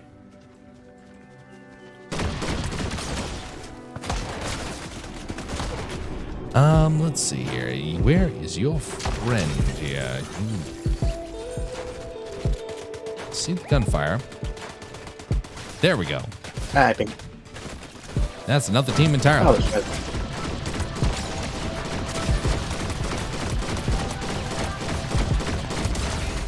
Very nice. Okay. Well, my internet's better. Still some lag spikes, but it's better. Oh, it's some glitches or whatnot. Yeah, just some missing frames or missing packages, but playable now. All right. Going around in circles here. Grab that. Oh no, actually, I'll swap out for that. That's much better. Much better. But yeah, so one of the films, though, that I remember seeing when I was younger that really set me off. I won't necessarily go over the specifics too much because I don't want to have to relive it in my mind.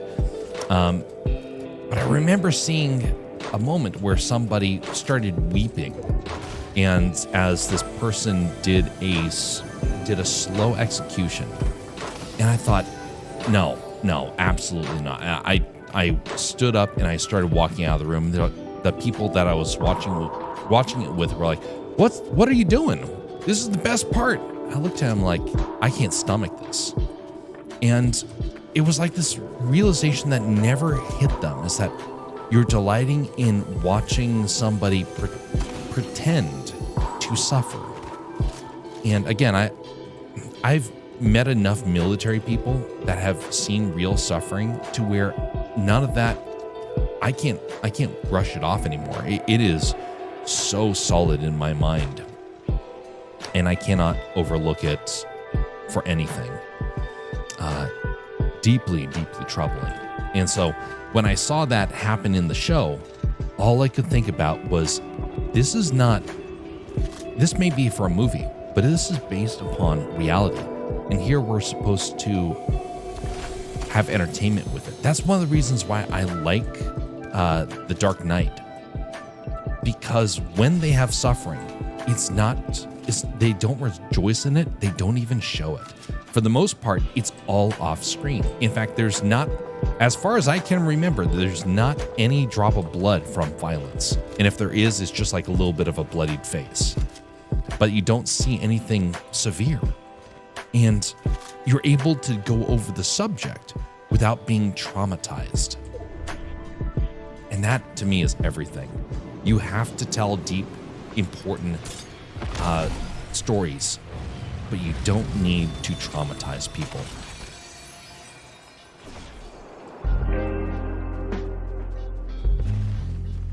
And I remember talking to somebody, and they're like, "Wow, you're weak if you can't deal with that." Like, actually, it's more like I understand because I've seen enough. And when you've seen enough, well, it's nobody is going to be able to take that away from you. It is now permanently a part of you. And I don't think people should seek it out lest it at least it hurt them even more.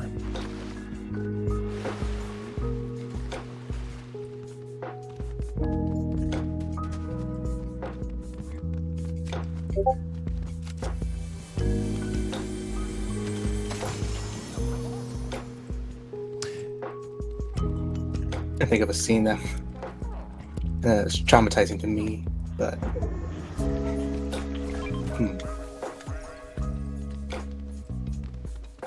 I know one that people joke around about is the SpongeBob movie Goofy Goober.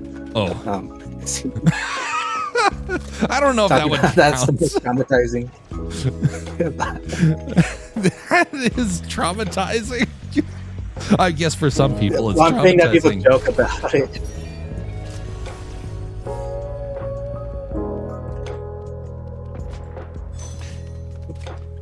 Eric Haas people shooting from asks, Bastion, you even play Warframe? Who said that?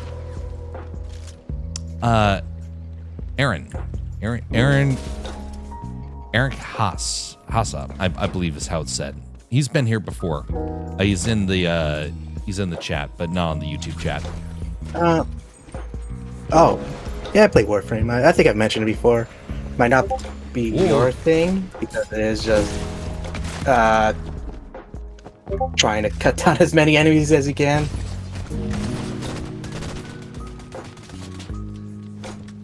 I used to be your YouTube chat.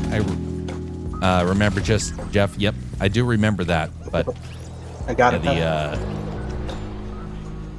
It was for Warframe though. You used to do that quite a bit, a couple of months back.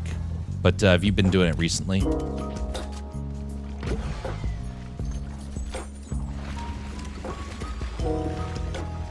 For me or for you. Oh, yeah, I play Warframe. It's, by the way, thanks for resing me there.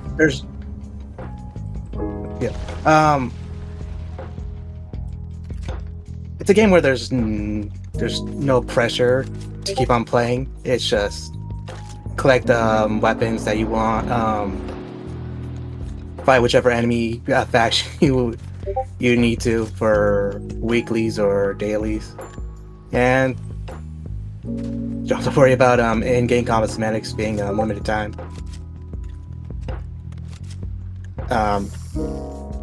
Many of the cosmetics that you can get for paying with money, you could try. There's other ways to collect them, so it takes longer, but if you like it, you could eventually get it.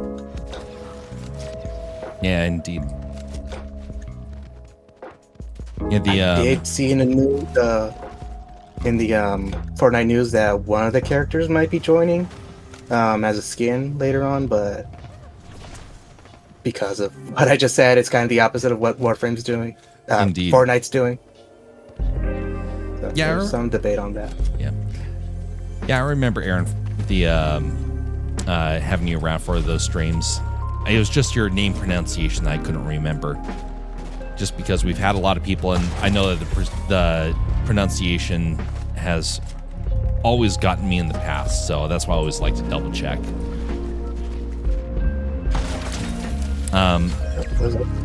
He says it's a pretty nice game.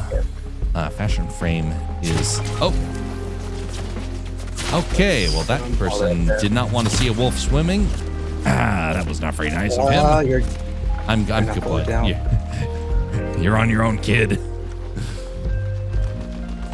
God, that guy hit me hard. Yep, they're hitting you very hard. Oh! Oof. Streaming right now. I am indeed. That is on YouTube, Rumble, and so forth. So if you go to if you go up to the area towards the top of the Discord where it mentions upcoming streams, you will see a notification for it. You can also find it on just the normal channels of the Alaska Man Jeff channel and whatnot.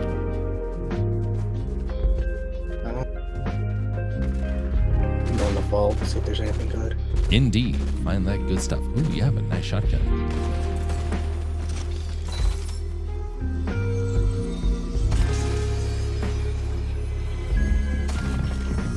Oh, here they come. Get ready. I'll try hide. Oops, that. Why? Okay. And Bastion hides in the bush. Oh, did not show that me shooting the shotgun for whatever reason. Beware the walking bush. Ooh, turret. I don't think I'm gonna have enough health for reviving you. There, now that's the icon I remember you with, Aaron. Is this the new channel? No, it's not the new channel. This is actually the original channel. So I've been working on a wide range of projects, and the Castercraft art streams took a hiatus. Now they're all over here for the time being. The reason why is because YouTube was not being very kind to that channel. And so I realized that for the videos, it needed to be over there. For live streams, I had to be over here. It's one of those weird things. I have no idea why YouTube behaves in that way, and Rumble's not much better. But so it is. So this is where we do the live streams, and then Castercraft, the main channel, is going to be about all the long-form stuff, including the audiobook that I'm going to be doing here shortly, and some of the other bigger projects that are happening. What the heck is that critter? Oh, it's 2 sprites on 1. I thought it was a new style. But anyway. Yeah, remember the audiobook that you told about? Yes, I got a brand new setup for the videos that I do. A new soundboard in order to help out with it because I was having audio problems. This gives me the ability to do voice changes like this. But it also helps out with just making sure your voice is nice and refined. A lot more so than the other one. Recording with this is twice as easy, not more than that, about twice as easy as the previous one. And so now all I need is a span of about 3 days to sit down and record it, of which I currently am trying to figure out which 3 days to do that because I don't want to stress my voice, and that means I have to record a little bit each day in order to pull it off. And that was cool and funny. Well, we do the funny around here. We like the funny, including when we can do things like talk about the be talking about Star Wars, for example, and bring in a sort of a Darth Vader voice. The Force is strong with this one. It's not very strong, but it gives just a little bit of a twist. Yeah, look at that! Bastion did it all by himself. He's a hero. The Force is very strong with this one. Well done, sir. I gotta win. VoiceMod is also a good software for a voice changer. Yes, indeed. I actually do need to look into that. But this does like very soft refinements as well. And so everything is just ever so gentle in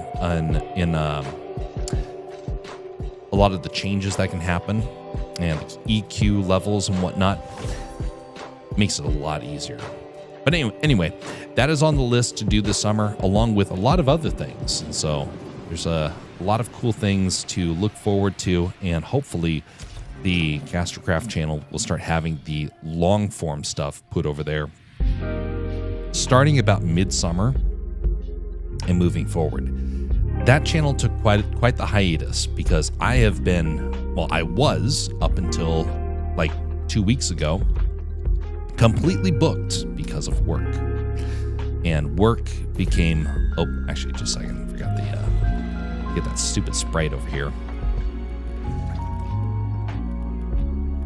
Yeah, I get the hideous looking peanut. But it I was basically booked for work from about the end of November until the end of June. Now begins my time period of having flexibility to work on a wide range of projects. And I got actually quite a bit done this last week.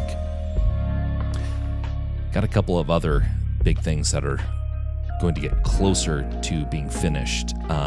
Hopefully getting 2 or 3 things done by the end of July. That's the hope. I'll have to wait and see. I remember being in the Blender stream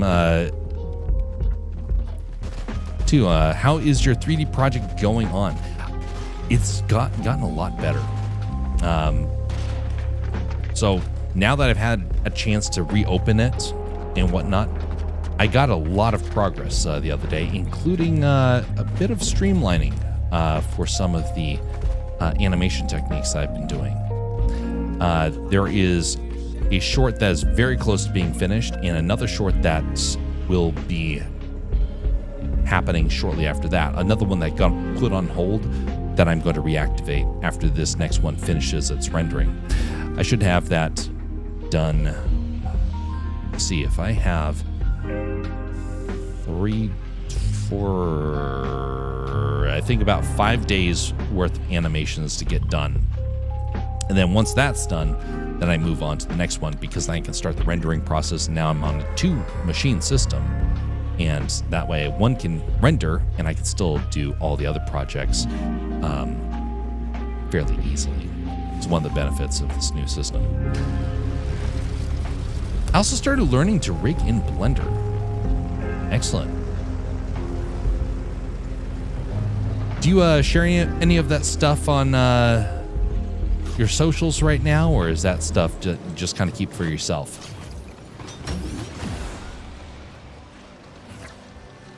Just yesterday. Rendering in Blender is actually, for me, it's fun. It's very fun, but it's also quite demanding for some people.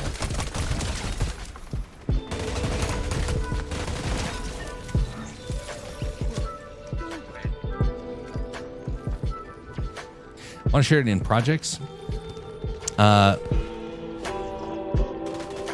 your portfolio?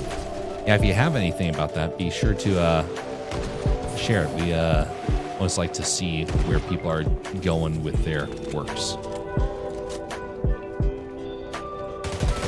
That was very laggy.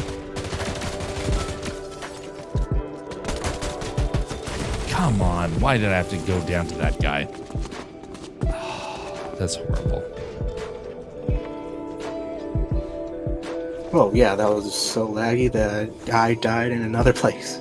Oh no. That's unfortunate.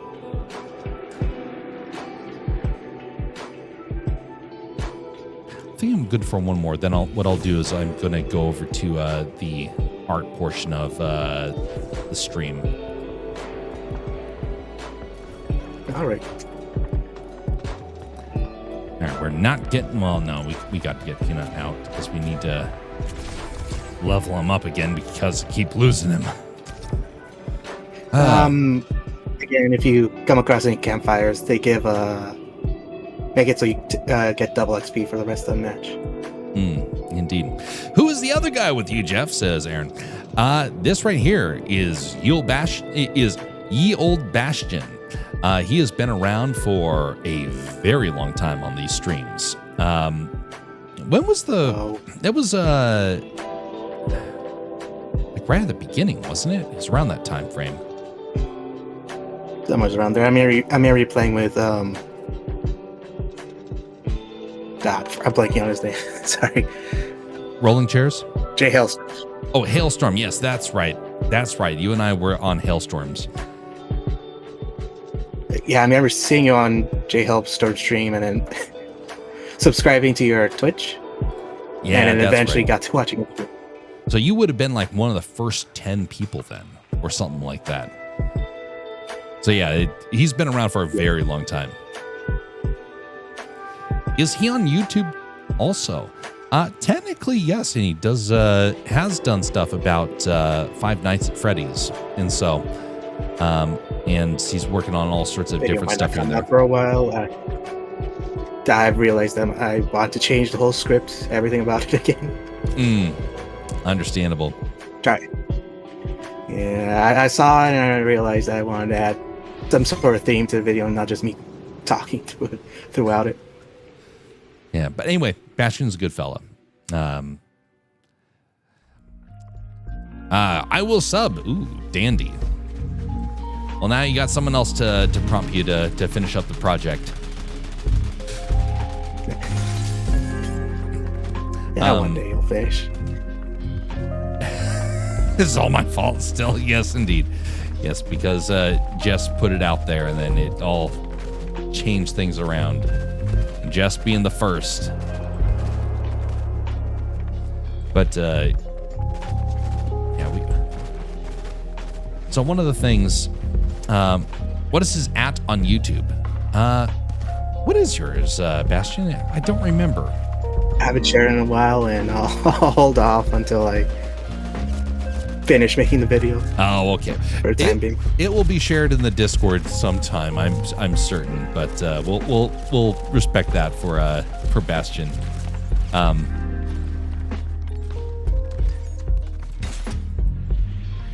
But anyway, there was a couple of. I will be waiting, he says. Indeed. All right.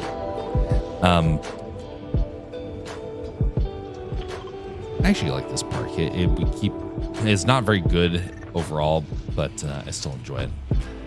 Makes me realize how much I miss theme parks being up here in Alaska. Our best theme park is a small little county fair sort of ordeal. Not very inspiring. But so we got a couple of bigger things also going to be taking place on some of these channels, and one of the things that we're probably going to see, I want to try and do a collab project again. I don't know when that's going to happen, how it's going to happen. That's on my list right now to try and figure out.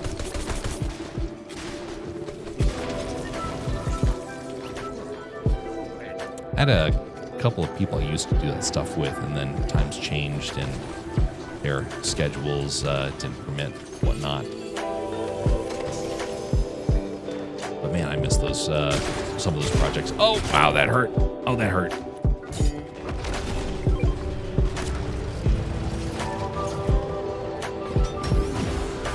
That's a good thing about this roller coaster. You have the ability to get away from the enemy a lot faster. Have you guys played Dying Light? I've not played it.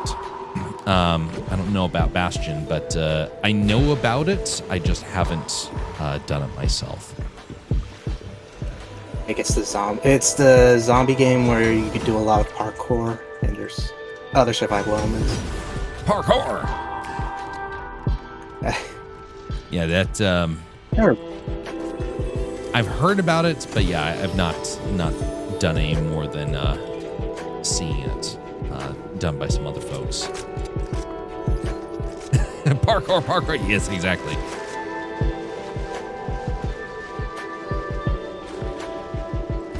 Are you fighting someone? No, I was just using the slide and thinking about how much I miss water parks. Drop kick. Yes, indeed. Man, I miss water parks.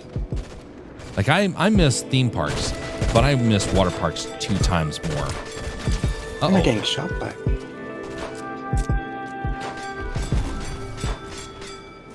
There's that guy right there. Yeah, I didn't see him. It was too. Yeah, and the lag, I just couldn't turn. Dang, wow, that was a little bit of a short one. We'll reset that. Dang. I think I just wiped us.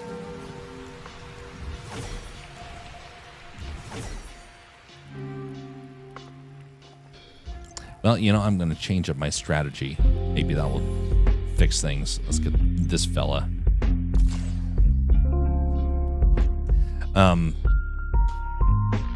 So thinking back to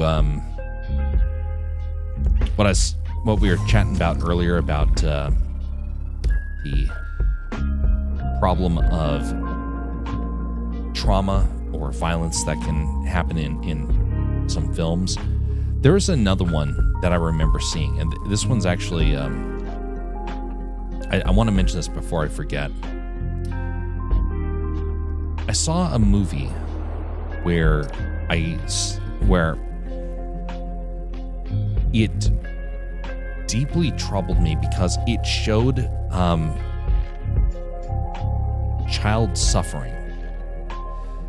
And I thought about it because I'm like, how are they allowed to even make a movie with a kid in which the kid is suffering? And by the way, I just turned it off and walked out. I was like, this is ridiculous.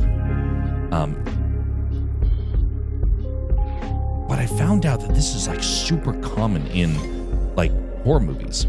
Okay, man, join you later. Indeed. Thanks, Aaron, for stopping by. Have a pleasant evening and morning. And see you next time, whenever that is. So what ended up happening with Hollywood is that they're able to get away with these things. And I'm just left thinking, how is this not like being prosecuted for like encouraging some sort of torment? And I'm still uncertain as to how they're able to pull that off. But I remember seeing it and thinking, that child has probably no idea what is going on.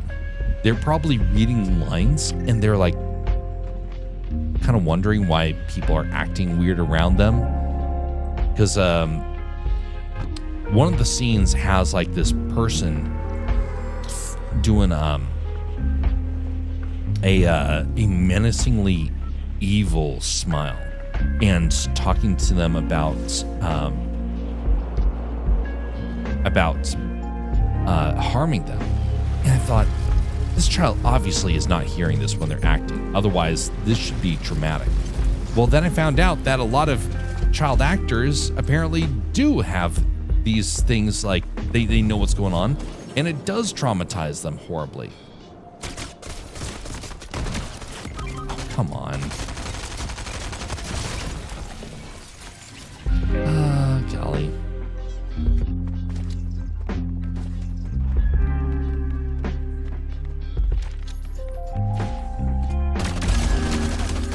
Well done. Oh, man.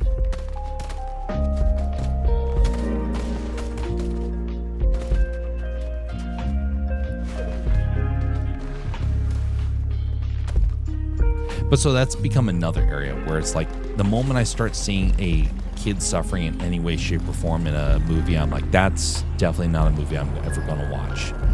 People are like, oh, but there's a good story. Kind of like that movie, the Netflix Stranger Things. There's child suffering that takes place, and some of it's pretty darn blatant.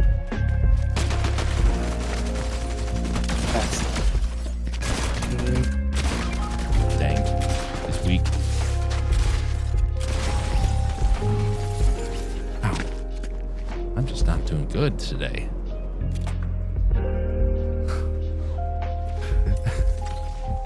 Again, first drop that we end up at. That's what happens. Why?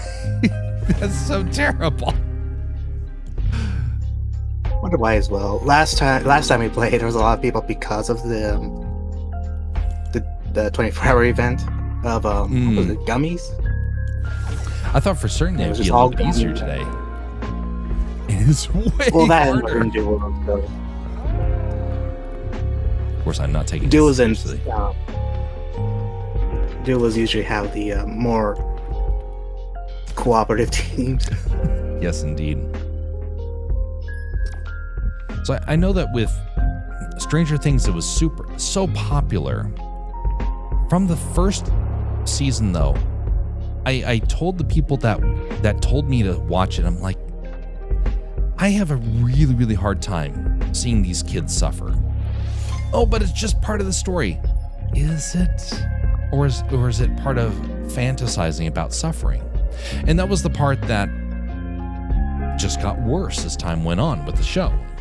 And I continued to have a deep problem with it. I ended up watching all but the last season because people are like, you have to watch it, it's amazing. And then I watched it and I'm like, I hate it even more the more I see it. And now everybody hates it because of how it ended.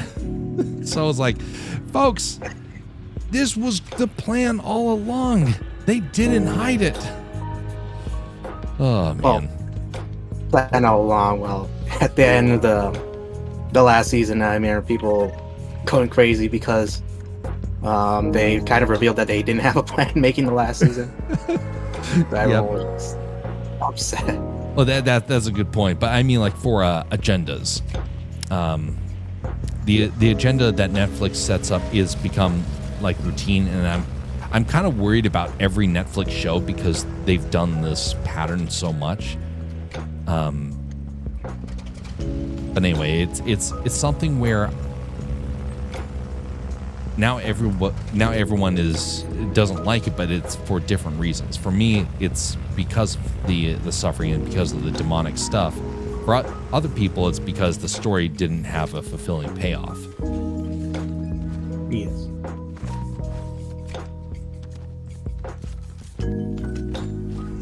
And then that's with any popular thing. If it gets popular, then there's people that will want to inject whatever they want into it, find their ways to for whatever agendas that they like. Mm-hmm.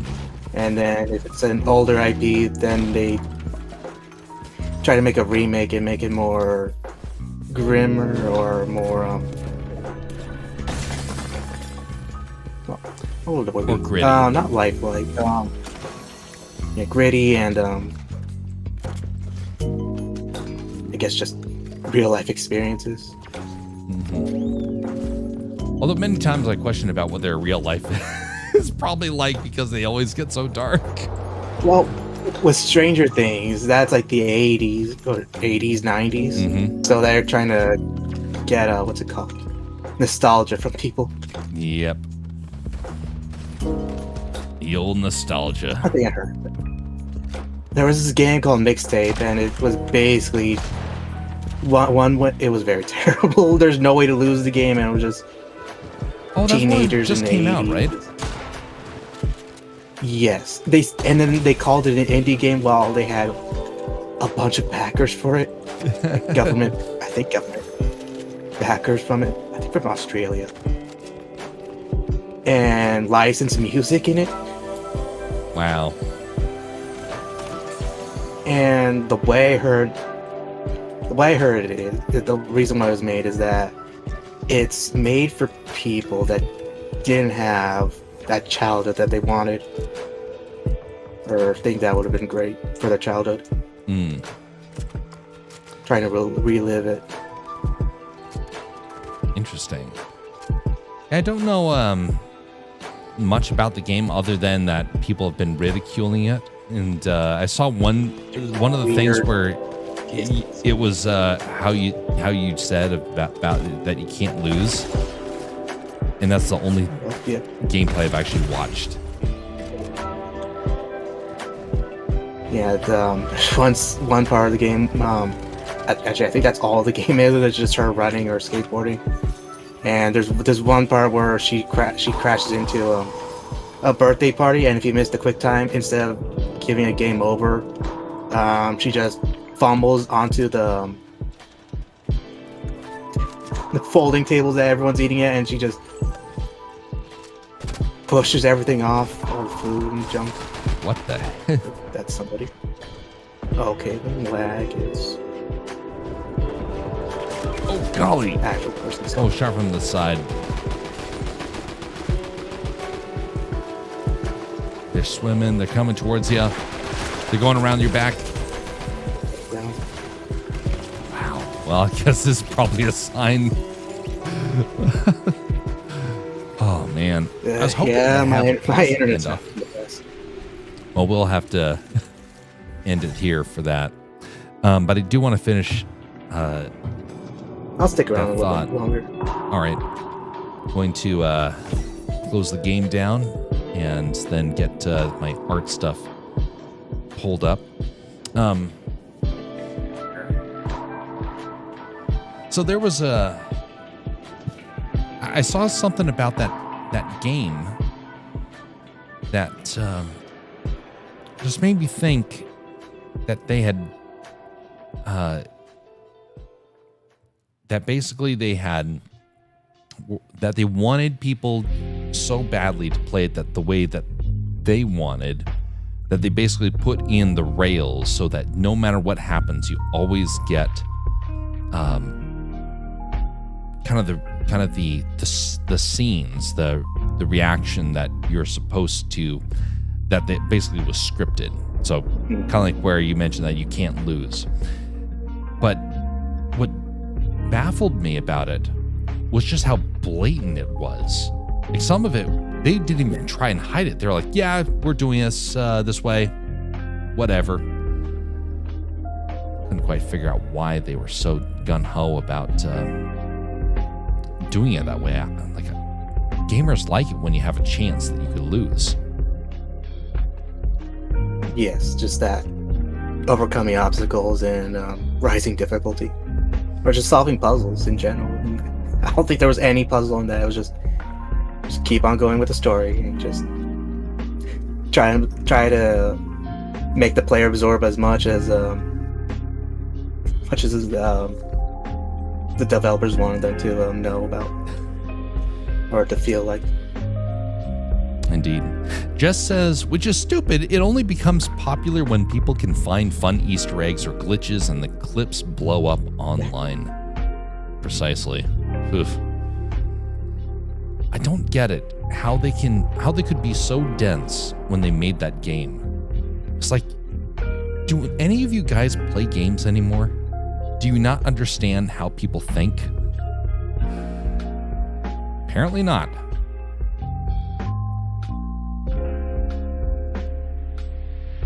I hope that,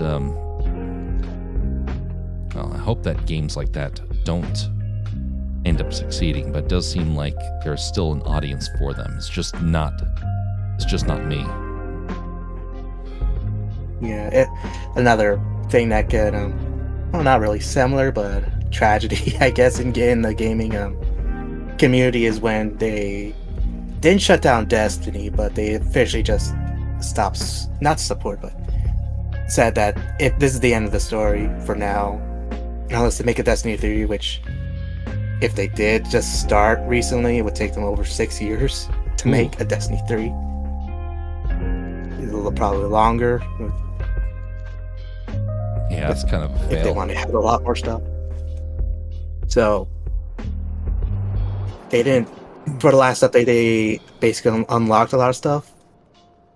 And a lot of people are hating it because the reason that they're shutting it down is so that could add more resources to a Marathon, which is this extraction shooter game, where you go into it's like Fortnite. You go into one area, you collect all the loot, and then you extract with all the loot, and then you can use it for another mission.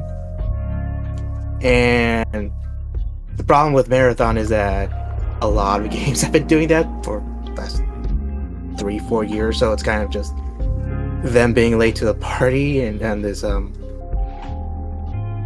it called? Bandwagon. Oh yeah, getting on the bandwagon. Yeah, and so I think last time I heard they were just getting over 300,000 players, and that's very low for typical AAA games. And with Destiny 2, they have millions of players still playing it despite it being officially over.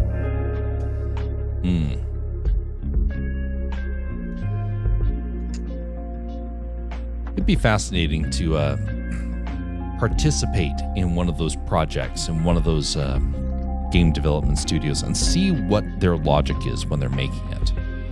To listen to their meetings.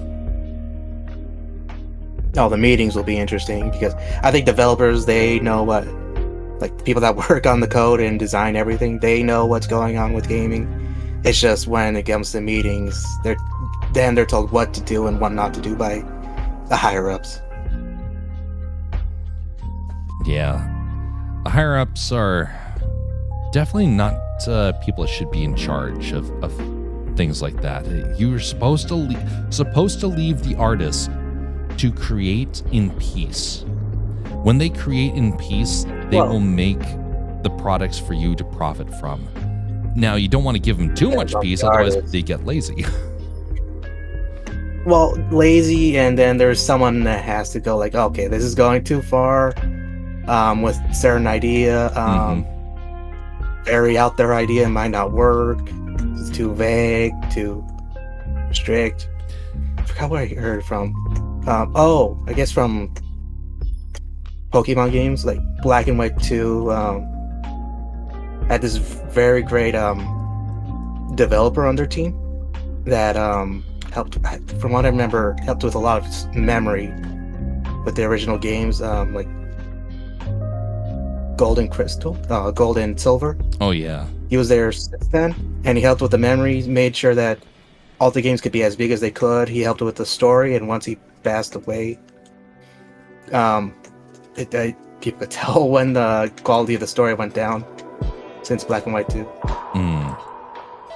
I'm not surprised.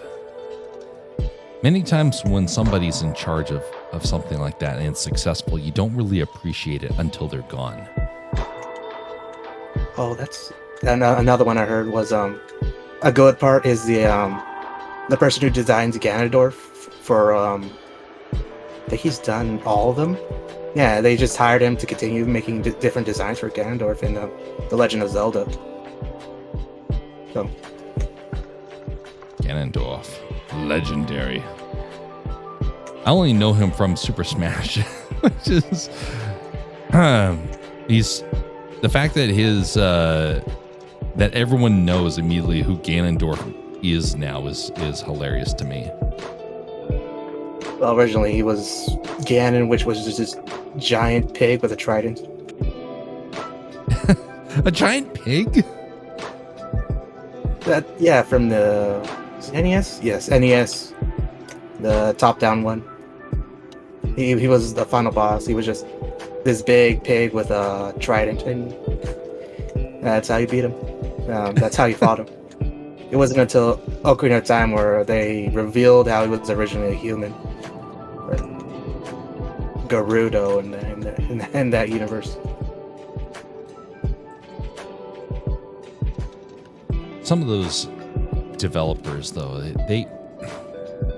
So I remember hearing about some artists that were given too much freedom, and they came up with a really good idea, but they ended up not doing doing a very good job with consolidating it and making it a project that was going to be able to finish on time at all.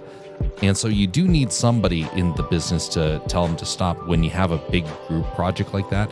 But when you have an individual and you tell them to stand down from their creativity, you are risking a loss that is going to be so detrimental that it could completely kill the project. And the number of times I've heard about that happening where somebody has a good idea and it doesn't pan out because somebody somewhere decided that they didn't want to have to wait for it is staggering to me. Now, a group project, again, you can't risk that. Everyone's relying upon you. But that's why you have your planning session with like 3 or 4 people. Get everything prepared, then send it to your art crew, and then have them create the masterpiece.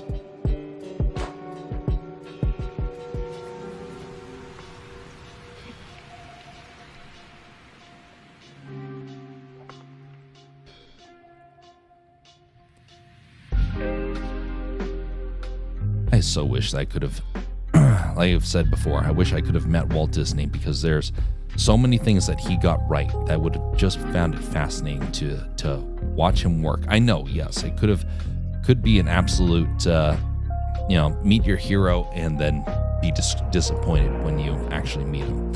That could happen, but also at the same time, no one can discount the impact that he had. And he really did change the art world for the better in many, many regards. Especially nowadays that they don't care anything about artists and they just throw everyone off to the side the moment that they start to slack just a little bit. I heard that with some developers, they not fire, but retire a bunch of people that worked on the games after they've done releasing, after they've released the game. Yep, they do that a lot.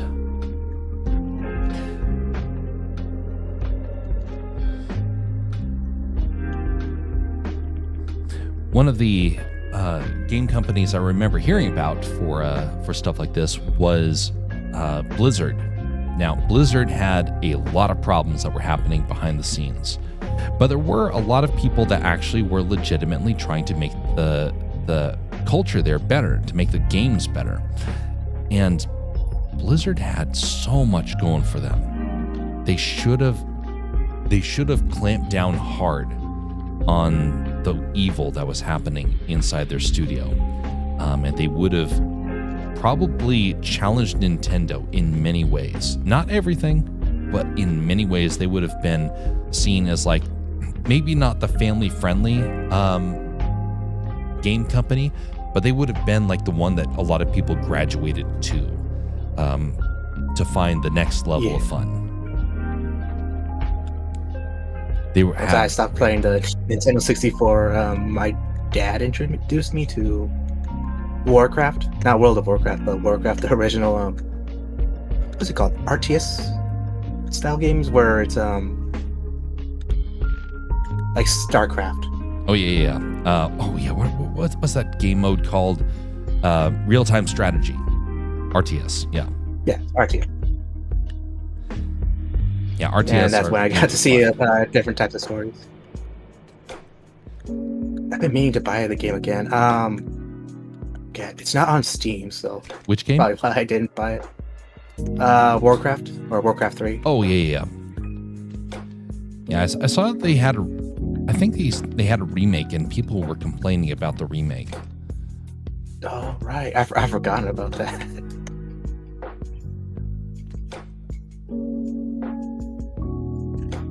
Why? I don't remember if it's because they changed scenes or certain cutscenes or just changes in certain gameplay.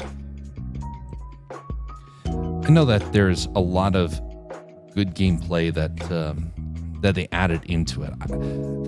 I didn't know about Warcraft at all until a friend showed me a little bit of it, but we never got to try it. And so I had no idea what the gameplay was until I was in my late teens. And then I'm like, this is fun. Why did I not get in on this? Well, I can tell why, because no one in my family knew what it was. So thus we missed out on it, which is fine. We got other games that we got to that shaped our childhood. Age of Empires was what me and my brother really leaned in on, and we got very good at it.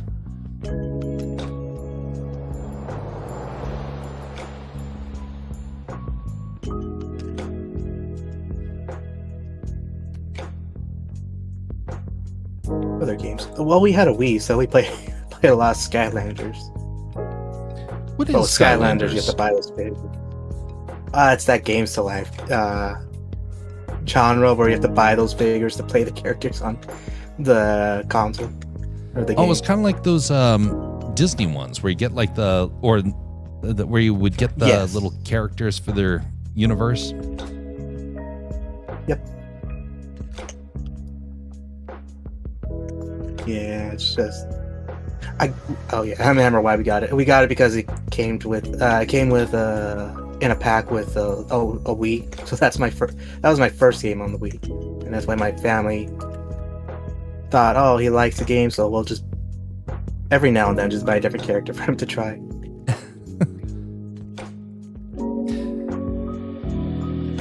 I wanted a Wii,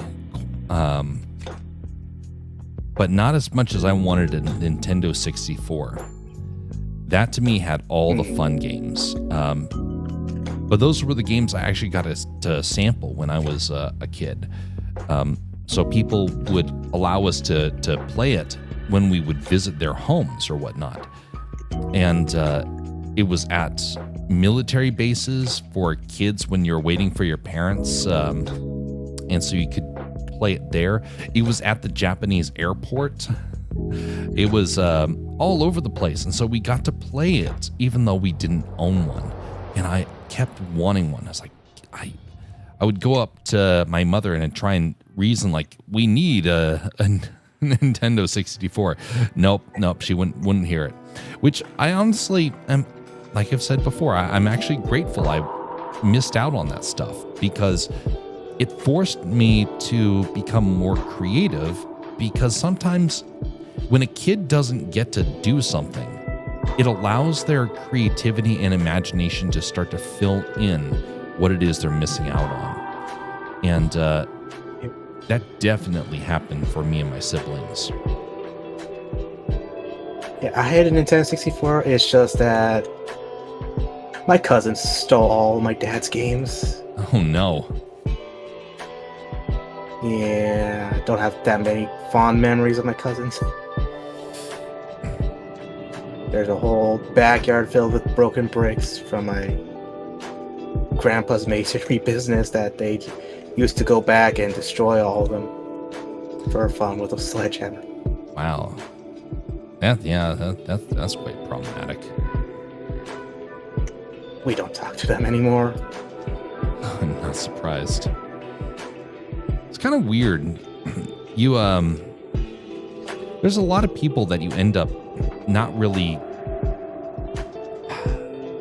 How do we say this? There's a lot of people in our lives that we don't know whether or not they're going to be a part of our lives long term or not. Some people that I thought for certain would be there are gone, and those I thought would not are. So it's been unique for me, and there's one group of people where kind of similar to you.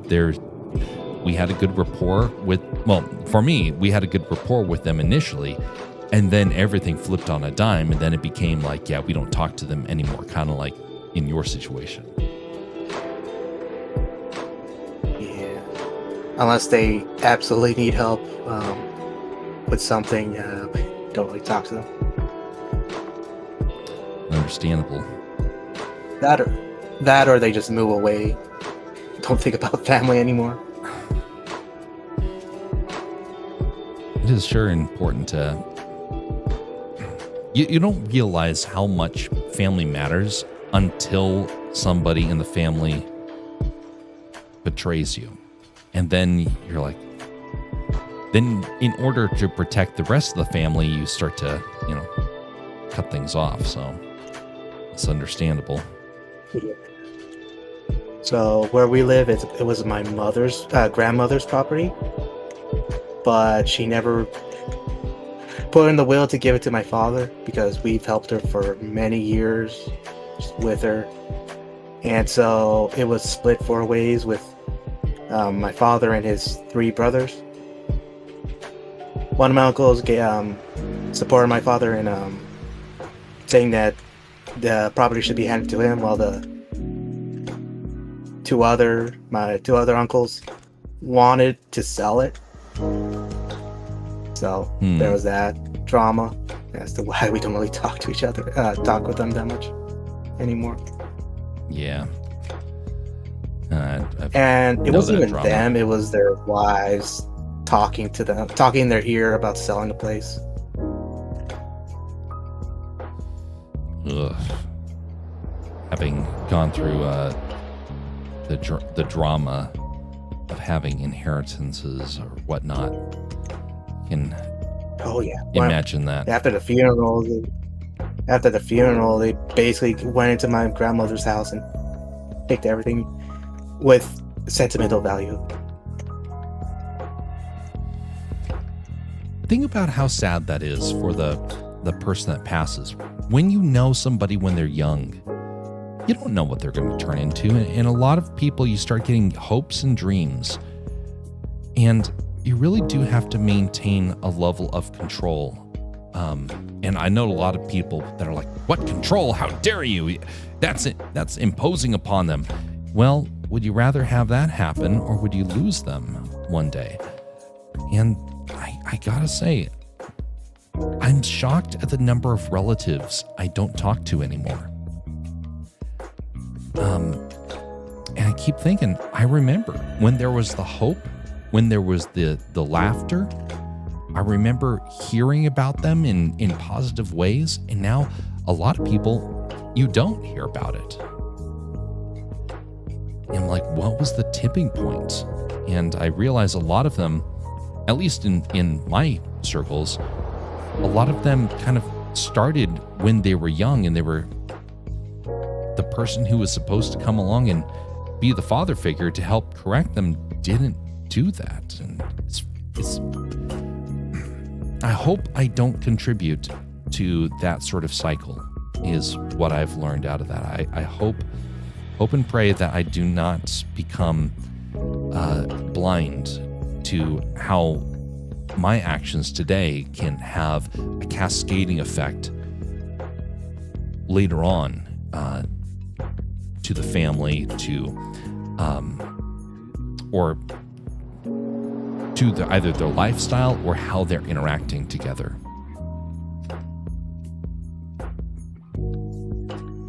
Yeah. Right now, taking care of my nephew is that I do kind of think of that. Just how will he react in the future? Where right now he's somewhat quiet. Yeah, I'd be taken out to the theater today because he kept on crying. My sister took him to see the new Minions movie.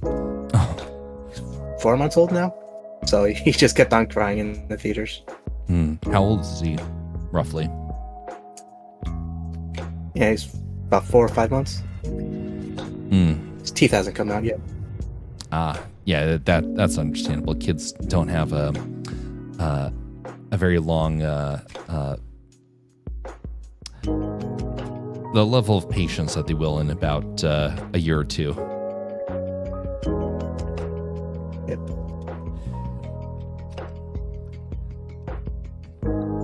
So there's a new Minions movie? Didn't know about that. I think it's the last one they'll make, but who knows? If it's popular enough, they'll make another.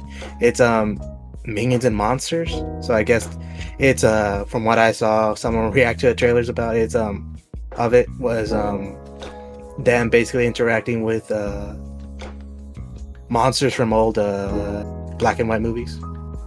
What the heck? And they're making films about them. Oh, that is... That's a unique plot line. It's like, bring back Gru. Well, it's supposed to be a history of them, so it's like in the 30s, 40s. Do you think it was made to go alongside the Epic Universe monsters section? Trying to No, that's too goofy, interest? and I think they killed off Dracula in the first movie. Ah.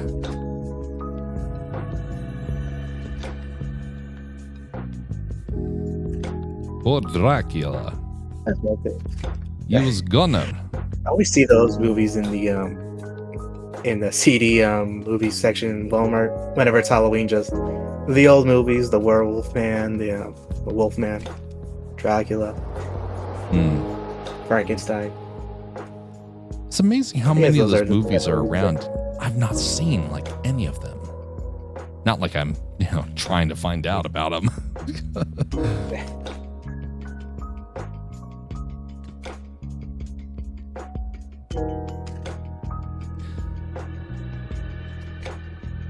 But anyway, there was a friend of mine who, good fella, a very good fella. And one day, he had a relative show up. And I remember seeing him talking with this relative from a distance. And shortly thereafter,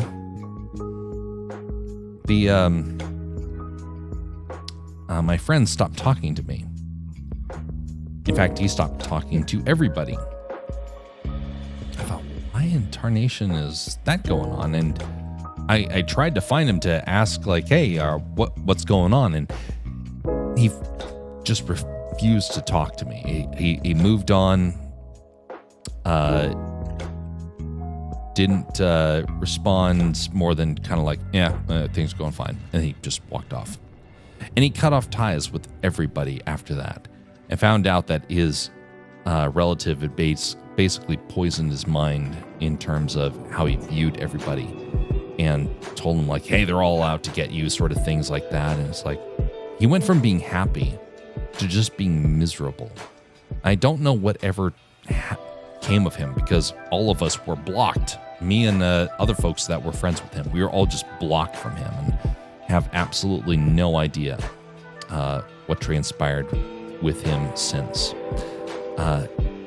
Knew him for years, gone in a moment. All because somebody came along and turned them. It's amazing how your personality and the people that you interact with can change the moment a bad influence comes in. Yes. Did talk about this, but yeah, it's something similar to that has happened to me recently. Yeah. Oh, yeah. But that being said, the opposite can also happen. Kind of like with your nephew. Things over time can eventually become where that interaction can actually have a positive cascading effect. And you don't really know what that's going to look like until, time has passed. Then hopefully that those interactions as he grows up become more and more positive. You start to be able to interact with them in a much more meaningful fashion, and then at some point things will really start to accelerate, and they'll start to look up to you for either advice or for your approval. And because you had an early impact, sometimes that can just amplify that. I'm trying to remember that as I look at a relative of mine who's actually fairly young right now. Like, yeah, I'm going to be the favorite uncle. Yeah, none of my sisters or brother are fighting over anything my father owns or anything of such. We all live together, so very close to the baby. So we won't. Hopefully, we don't get to the point where we're angry at each other.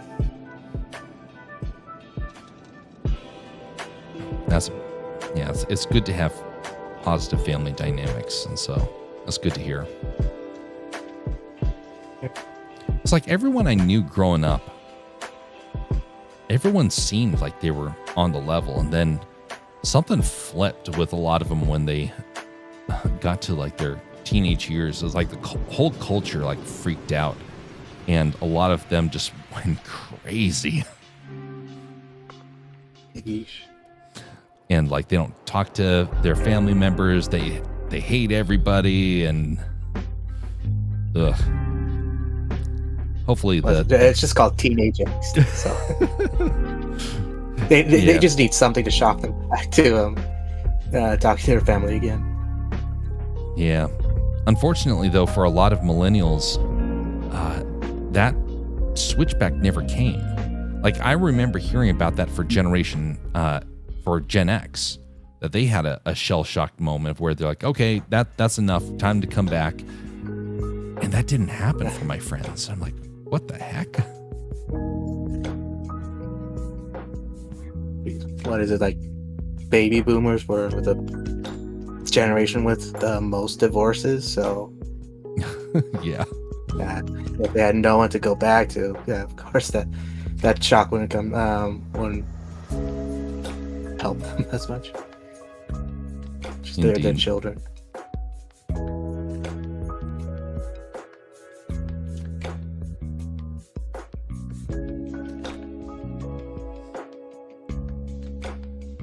One of my friends that I remember growing up and seeing on a regular basis, at least for a time, I saw him at like 2 locations because, as people remember, I moved around quite a bit.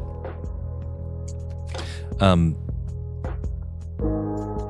remember one of the moments when I realized that my family mattered more, because up until that point I kept thinking, I wish I had friends that I had like really strong connections with. And then I thought that this guy was one of those people. And then we moved and returned after years. And the guy couldn't stand any of us. He had moved on and had no interest in wanting to be a friend. If we bothered him he could not, he made it very clear, like, no, I'm done with you. I've grown up. And I remember just that crushed feeling. And we were only gone for a little while. And I started to realize after that just how much stronger a family's connections are, because there were some folks I was gone from for quite a while. And you can pick up in an instant with family members that you can't do when you have just friends, because you don't have that same level of long-term attachment. Even if you have really strong friendships, those can still end, but family many times can still endure. It may have harder moments, but I find it interesting just how important it was. And as a kid, not realizing it until you lost a friend and they basically kind of made you realize, oh, my brother wouldn't do that, my sister wouldn't do that, or my uncle wouldn't do that, but my friend would.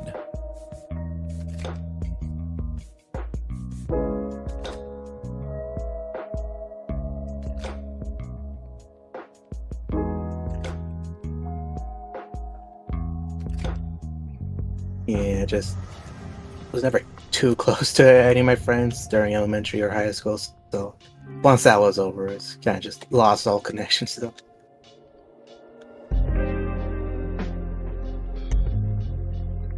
So it'd be one thing to just come across them during in town, if they are still in town, catch up a little bit, but that's right, because you've been in the same area for your whole life, right? My whole life. Yes. Have you been in the when you have had that sort of growing up, does everything start to feel like routine, or are there moments where you feel like, oh, this is a new phase of life and everything just kind of feels like it's reset? Guess when I graduated high school, definitely, because I don't know if I mentioned it here, but for elementary and middle school, high school, I was in this program for bright minds, I guess. And so I for many years I saw the same people just going in and out of this class or these classes. So it was just always felt the same, just Bright mind. So Bastion is an Einstein in the making, or something like that. That's what they all told us. It was more to help us with college. So when it comes to college, I already have the experience of how it'll feel like. I remember getting to go to a summer camp. I mentioned it before, where they gave us kind of like the summer the college experience. I remember coming away with it thinking, well, I got this down. I'm going to probably excel at this. And then the whole school system changed and everything got turned on its head. And I went from being like a promising student to being, no, you're never going to make it. Oh, that's when culturally the school system shifted hard. That was that moment. Yeah. Oh gosh, I heard that in some places now the school system 50% is a C now or a D. Not surprised. It's so bad out there. And honestly, the trades are where it's at, but even that's like not guaranteed. So weird. Yep. The whole world changed overnight, and we're still trying to come to terms with it as a society about what that means for us moving forward. A lot of that driven by politics and especially AI. Politics, AI, and other influences outside of America. Yeah, even inside. In England. Yeah, inside, outside. Well, inside once outside forces get inside of America. Yes, indeed. What was it? I forget if it was England or just Europe in general, where they're trying to pass this law for YouTube, X, social medias. They would be required by law to push forward certain people and certain news publications to the front page, just bypassing the algorithm. Huh. Well, that's Man. how can that go wrong? Yeah, and I think it's definitely just them wanting to push agendas. Yeah, But because of that law, it would force it to be mandated in America as well. oh boy. Even though it wasn't decided by any American judges or politicians. Our companies have so much to answer for.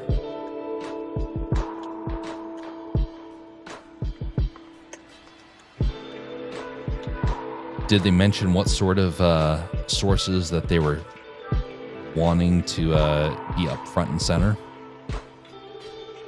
I didn't see, but it being from European, I heard that they lean more to the left.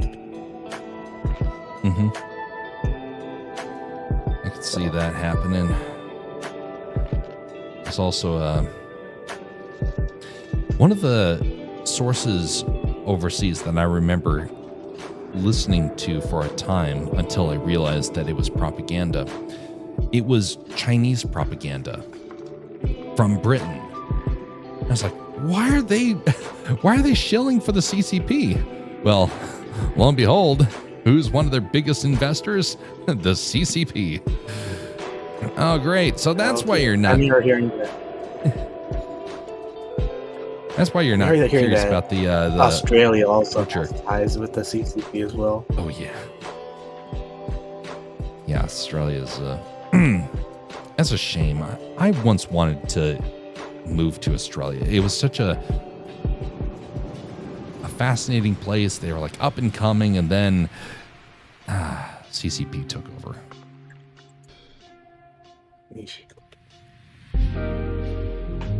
Yeah, from what I've heard, it's just them making deals of sending cheap materials while trying to get all the money. Yeah, there's a lot militarily that's really going wrong because of that, and like right now, I still stand by it that one of my biggest concerns is the China situation, and it's not because, well, it's because I know what it's capable of, and so I know that there are people that are very upset about oh, we have to defeat the Russians, we have to defeat the Iranians, and the whole time I'm over here thinking, look, I know those people have made mistakes. I know their nations have been corrupt. I know there's all these problems that are going on. But please do not forget that there is a bigger, more dangerous threat that is looming. And if we ignore it and focus on everywhere else, sure, we may feel good about ourselves, but we may also be blindsided if we don't address this right here and right now. And I'm not seeing us do that. And so I don't necessarily have a problem with the current conflicts compared to what other people have. My big concern is that I feel like we're setting ourselves up for future failures by not having more industry over here, things like that. Yeah, it's just sending everything out to be made in outside of America. The fact that it's still being made in China, even after all, like the government mandates or whatnot to stop it, and like, folks, it's still happening.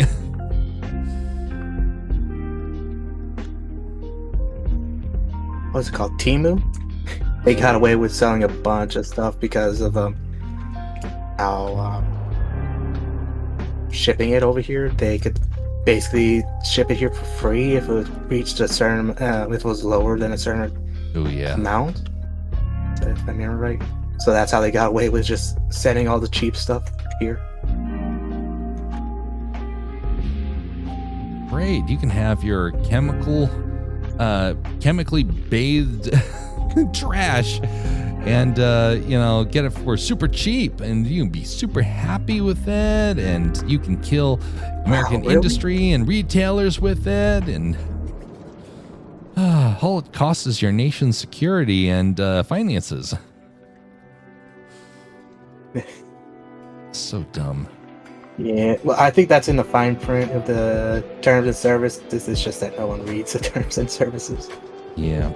Problem is, our government knows about these things. It's been fully aware for a long time about the dangers that are going on.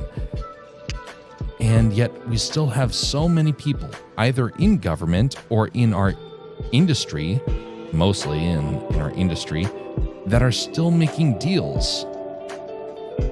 Folks, how many more lessons do we need to know that this is a bad idea, that we have to act and stop this stuff before people get hurt? Golly, Shin. You know what Shin is? No. I think that's a popular name over there. Yeah, so Shin is like the Temu of the clothing industry. And they had people who received their clothes very cheap, very affordable, very popular. And it had a chemical bath to refine the fibers, And when people put on shirts or whatnot, it started to cause chemical burns because the chemical hadn't been properly washed off. And then people are like, what is this chemical doing on here to begin with? It hasn't stopped people from buying Temu or Shein. Both of them do the same practices. Super frustrating.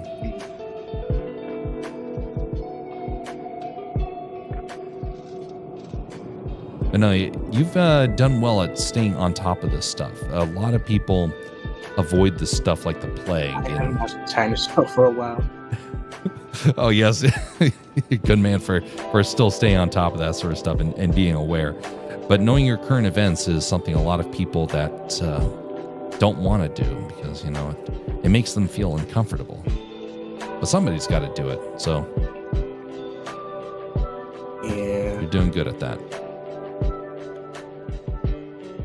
I know it won't affect me right now, but if I do become an electrician and just see like, oh, this is made from China. I use it for a little bit and it breaks. It's like, okay, I need to buy a new one and hopefully it's American made because hopefully it's a company that actually is trustful in making their tools. Mm-hmm. Well, it also gives you the chance to start promoting those sorts of things. So if you find a product that's, hey, you know, this one's being made right, then it helps to educate your customers too. And maybe it gives you the chance one day to maybe even think, I'm not saying this will happen, but it could give you the chance to say, hey, I know now how the things that need to be made, and then you can start maybe making your own factory. Maybe wishful thinking, but you know, that can be forward thinking. I think if I start having that thought and start sharing it, there will be certain agents that come knocking to my door. You know, you are right. It's one of the reasons why I didn't pan out as successful as I would have wanted when I was getting out of college. I remember being told, which by the way, again, shows that you have a lot of maturity over a lot of your peers. I remember... But I will take the wall sponsorship for my videos. Indeed. I remember being in college and being told by a professor that, oh, you know, you got great skills, you'll be able to go all sorts of places and whatnot. And then none of that panned out. And then someone mentioned, oh, well, you should try and start this business or that business. And then I just did a little bit of searching and I was like, wait a minute. They're actively stopping these people. And then I realized, oh, they'll try and stop me. Whether or not they actually do is not the question. The problem is that they've stopped enough people that I'm left with severe doubts.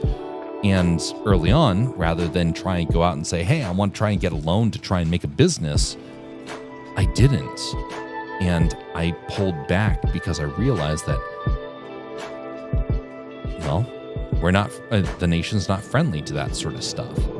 And so then you have to try and find another sneaky workaround and make it work.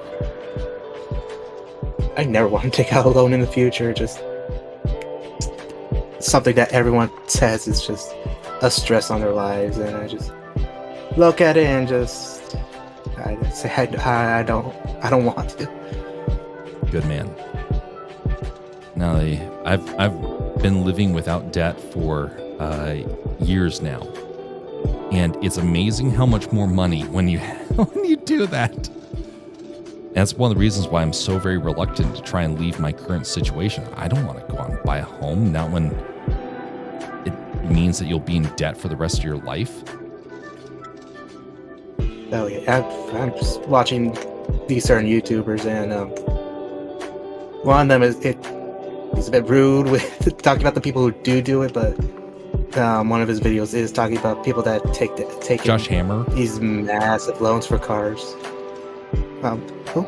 Is it Josh Hammer? Right? Is that his name? Sounds familiar, but I don't think it is. It's just these people that take out loans for Jeeps, SUVs.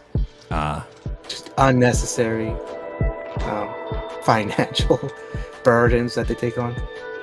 Oh man, I heard how much people are taking out for car loans, and I got screwed over by when I bought my car. They gave me a 13% interest, and I calculated it out. I was paying off like $1 a month or something like that.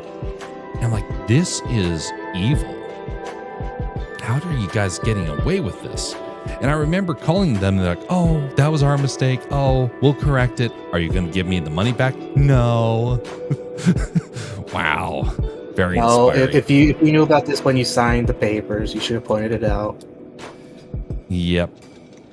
And so I remember like going up to, I had someone there at the time to look at it, and they looked at the number and they're like, this makes absolutely no sense. We thought for certain it was like another way. And I was like, I thought so too, because they gave two numbers, and this is how they apparently pulled it off. It was a 13% interest, but there was another number that mentioned what looked like less than half of that amount. And I don't remember what it was for, but basically there was two numbers. And they just gestured to a number, and it didn't register until it was that. And then they wouldn't acknowledge it or even talk about it until after several payments had happened. And I just paid that thing off really, really, really, really fast just to make sure they didn't get their money, as much money out of it. But if you have the massive costing cars like they have right now, that gets really hard to try and pull off. I just had a thought. Everyone's using ChatGPT or other AIs, but when it comes to those contracts, they should really just go, ChatGPT, is this a good deal? And it says no. You know, I could get behind that. No, this guy is trying to scam you. I suggest calling a lawyer. I'm calling him right now. Oh gosh, one example they gave was the YouTuber that I watched was that there was a handling fee for a used car, and why would there be a handling fee if the car was dropped off? Huh? Or was it Interesting. cargo? It's like a cargo fee. Very and it was interesting. yep. They always find ways to sign off as fast as they can.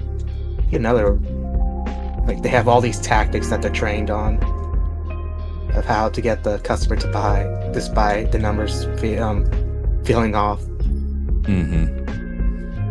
Well, that's why it was like with so I had a relative, because they like warned me, hey, they will do this with the numbers, and so they were like cross-referencing and double checking. It's like, nope.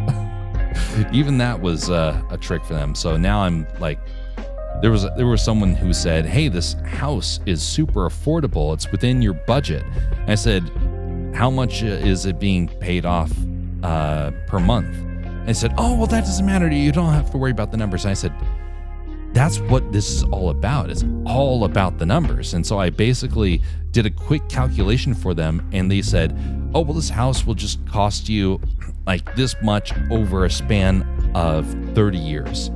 I pulled out a calculator, and I was like, this house, based upon the numbers you just gave me, is going to cost me 2.5 times the actual cost. How is this beneficial? And they're like, oh, no, it does. What are you doing with the calculator? No, you're not supposed to be calculating that. It's like, you are using tools to find the most optimal decision. Yeah, or even just to know that what you're getting yourself into. I think we all have to get a little bit of a burn in. Right now, I think we as I kind of wrap myself into the younger generation. I know I'm like an older millennial, but a lot of my life I got the Gen Z treatment when I first went to school. I didn't know what was going on because a lot of us were shell-shocked, and there was a couple of us that received kind of double barrel from the society, and it hit hard and fast, and we had absolutely no idea what was even transpiring. And then years later, when I start hearing about what was happening with Gen Z, I'm like, I know what's happening. I lived that. I was the first wave. Damn it. This is all making so much sense now. But I look back on all those experiences and I realize, dang, so many people knew what they were doing to the younger generations. And I want to try and be the link in the chain that is intentionally designed to break this cycle. Because I don't want a socialist takeover. I don't want also to have people get crushed by eternal debt. And so I want to try and find a way, somehow, some way, to start to break the system. And the only thing I can figure is to just refuse to go into debt. And it makes some people mad when you mention that. Because then it looks like they're kind of like you're accusing them of, you went into debt. I'm better than you. No, it's more like you're avoiding debt because you've seen the pain it causes other people, but they get upset about that. And so I'm looking at this stuff and like, well, that's the only real thing I can do.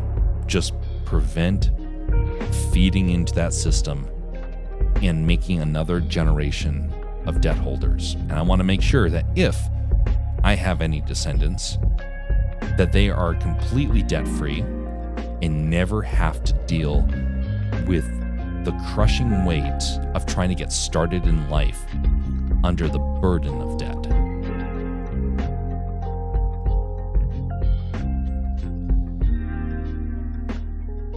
Yeah, until then, there'll be those apps that loan you money to buy a taco or a burrito. Oh man, that was I felt so humiliated when I ended up being in the red and I couldn't pay for food, and feeling the shame of like looking at the person that I was buying the food from, and then they just like, do you have a cash on hand? And I realized that everything had just gone into the red, and I pulled out my phone and looked at it, and my heart sank. Like, dang, I never want to be in that position again. Bizmaster comes in and says, "I'm a proud debt holder." Then he cries. Oh no! You have our sympathy, Bizmaster Studio. I hope that in your pride of holding debt, that you don't let it go to your head. I mean, one day we will own the house, but boy, it got real tight many times. Right. Especially with houses, with the debt, it's not officially your house, and if you can't pay it, the bank owns it now. Yeah, man, I've known people that like they're having to get rid of their home because they just can't do the debt anymore. Okay, well, based upon my finances, if my job ever disappeared for like a span of 5-6 months, I lose my home. Oh, well, you can just get a new job with AI taking over everything. Are you really going to tell me that's going to happen? Sure, it could work out, but I also realize this is the most volatile and most dangerous time to get yourself started on debt if you have a job that is actively being destroyed, like my field of communication and technology, and realizing my job could be outdated by the end of the year. And thankfully, that's not happened at my work, but I'm not in any sort of denial. I know how very close it is. Anyway, how are you doing, Bizmaster? How goes the situation with the home?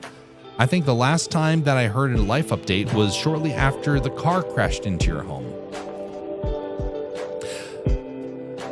A couple of big injuries, some medical health issues in the family, and a couple of credit card associated with it. If I hadn't grown up in a poor family, I am not sure we would have gotten through it without losing the home.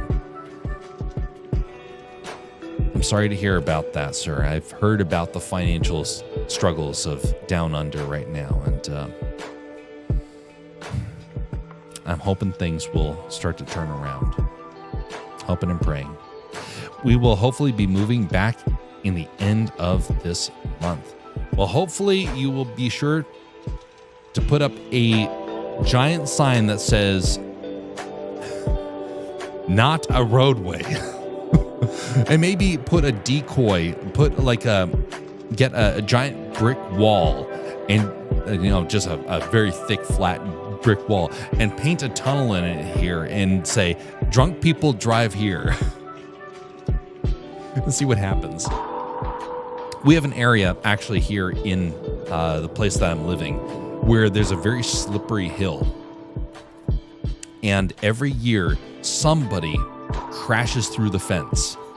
And so the owner finally got tired and he put up a giant sign next to this gaping hole in his fence because this happened multiple times a winter. And it just says, a big bullseye. It says, "Hit here." And right next to it, you see the giant hole and then a message that points to it and says, "You missed." Oh, golly. Alaskan humor for you.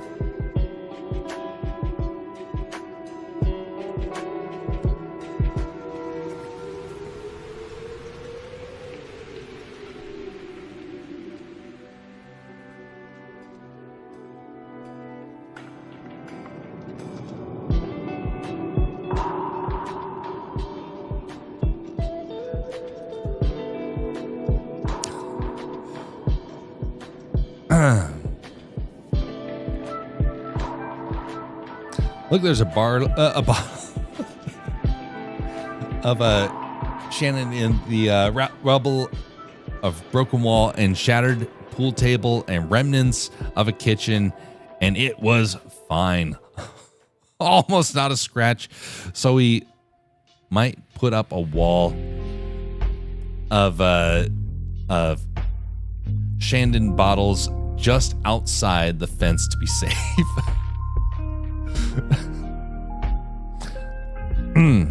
Well, you guys have had a very traumatic experience, and hopefully there's no repeats.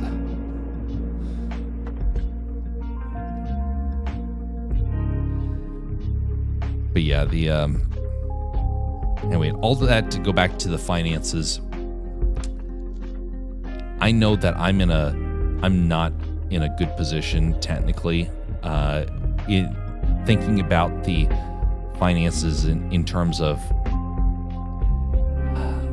what it should be in order to be financially sound, I'm realizing it would be gone in a moment. It actually happened. I had a substantial amount saved away, and I did not have a job for 1 year. All that savings disappeared very, very fast. I thought it was going to last me 2 years. And that was like my test. It was like, well, I have other things I need to do. But I was working on working with YouTubers. And so I thought, well, these savings should make it possible. And I didn't realize just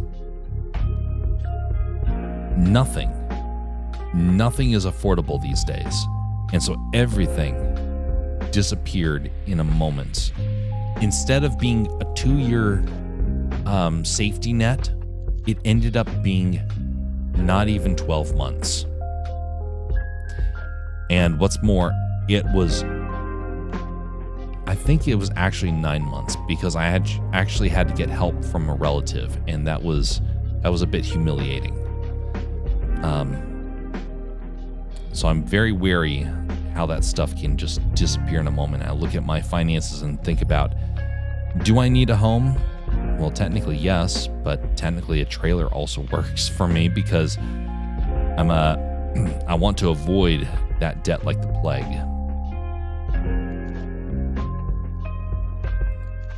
The bottle will be open when we celebrate our second housewarming.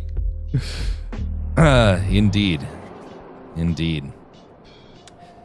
What sort of projects have you been working on as of late, Bizmaster? And do you have anything to share?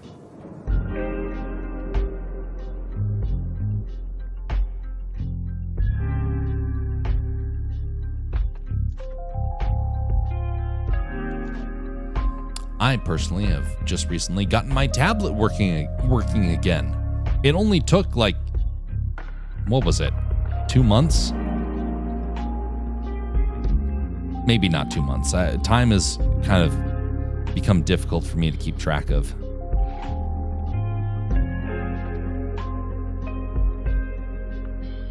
And right now I'm trying a new style, which is to do, I learned this from watching behind the scenes of anime production.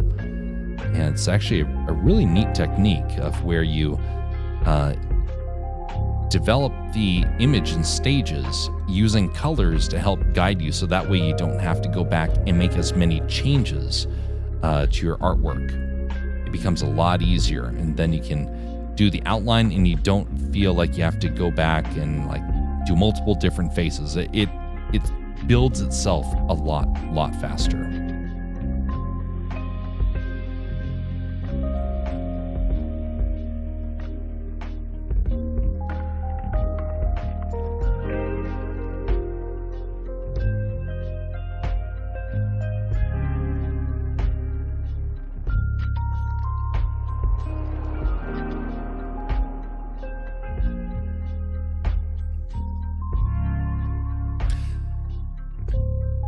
I have been working on that old RPG Maker project in the background whilst mostly doing art for someone else's project when live. Also relearning how to use the Game Maker Studio engine for a project after that. Indeed. I have to make sure to stop by. I've stopped checking Twitch these days, and I recently have started going online again to actually watch Twitch. There's a span of about it was a span of many months where I just didn't watch anything, and I've kind of lost track of a lot of different people as a result. It's not like I was trying to cut ties or whatnot with all the different things I was watching, but life just got busy. And now, now life is not so busy. And now I can get caught up and actually feel like I'm getting productive again. This is now my second week of getting back into the swing of things and being productive. And man, it has been a slow start. I'm not as young as I used to be. Starting up again takes a lot more time than it used to.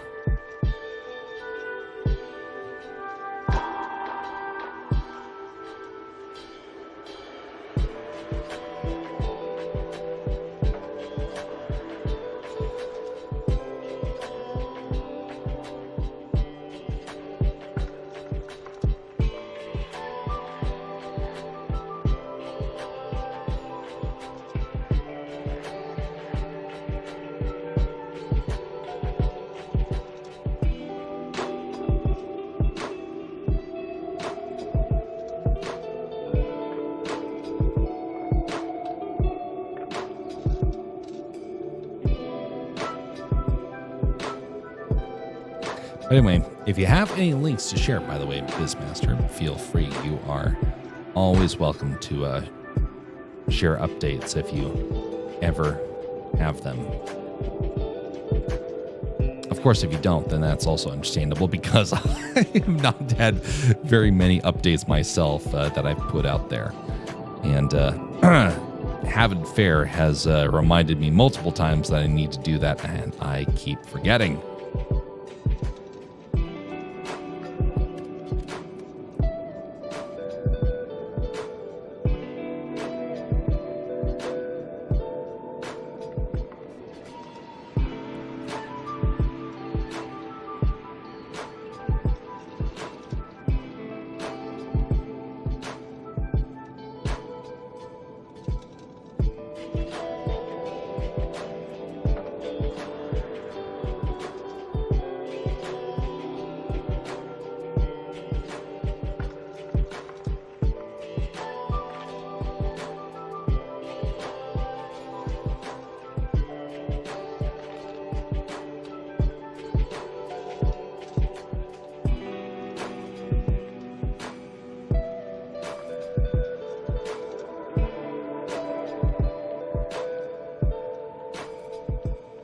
Ooh.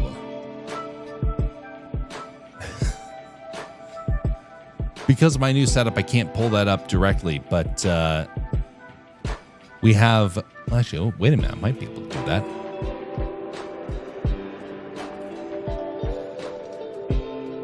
Oh, yeah. No, this will work.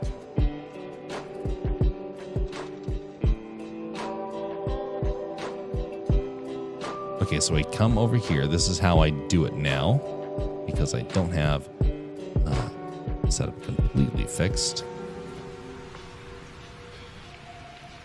So this is our friend's wondrous creation. The Stone Age Elephant Warrior. Well, no, not Stone Age. This would probably be more like Bronze Age sort of Elephant Warrior. But a very good design, sir. I like it. A fairly recent sprite that I drew. I always liked how you do your sprites. That there's always a lot of detail to it that I really enjoy. I've gotten better at drawing sprites. I don't even come anywhere close to where you are drawing sprites. You understand the textures and the way to imply detail. That still baffles me. So, well done. I remember watching this video about how textures on older games, the NES and SNES, how to us right now, because everything is so clear, the pixels on certain lighting, especially the lighting back then, it'll be just like a checkerboard pattern. But if you took that same design and see it on a CT, what is it called? It's older televisions. Oh yeah. I forget what they're called too. Because of the way it displays the image, it kind of blends in with the pixels, so that that checkerboard turns into one where it looks like the colors are blended. So it looks like the colors behind them are being brightened up by the light. Oh yeah. Yeah, you know, that's a good point, because I remember growing up, I didn't see pixels on the screen, and it wasn't until people are like, oh, this is like the old-fashioned art style. I kept thinking, I don't remember seeing that. That makes perfect sense. Yes, it was a video going about how artists that had to deal with the digital to screen, they had to figure out ways to make it look good. Indeed. Yeah, it was what's it called? Castlevania. One example that they gave is that they showed Castlevania and how Dracula would look when he's talking in the text chat. Just it'll look like a portrait, just all pixels. But then when you put a filter over it of what the TV would show, it would show like an actual, it would look like an actual portrait of Dracula. Oh, nice. Bizmaster says, someone asked if I was drawing an Ali Barbar. Wait, what was that called again? Ali Barbar character. I remember this. Oh, just a second. This is a blast from the past.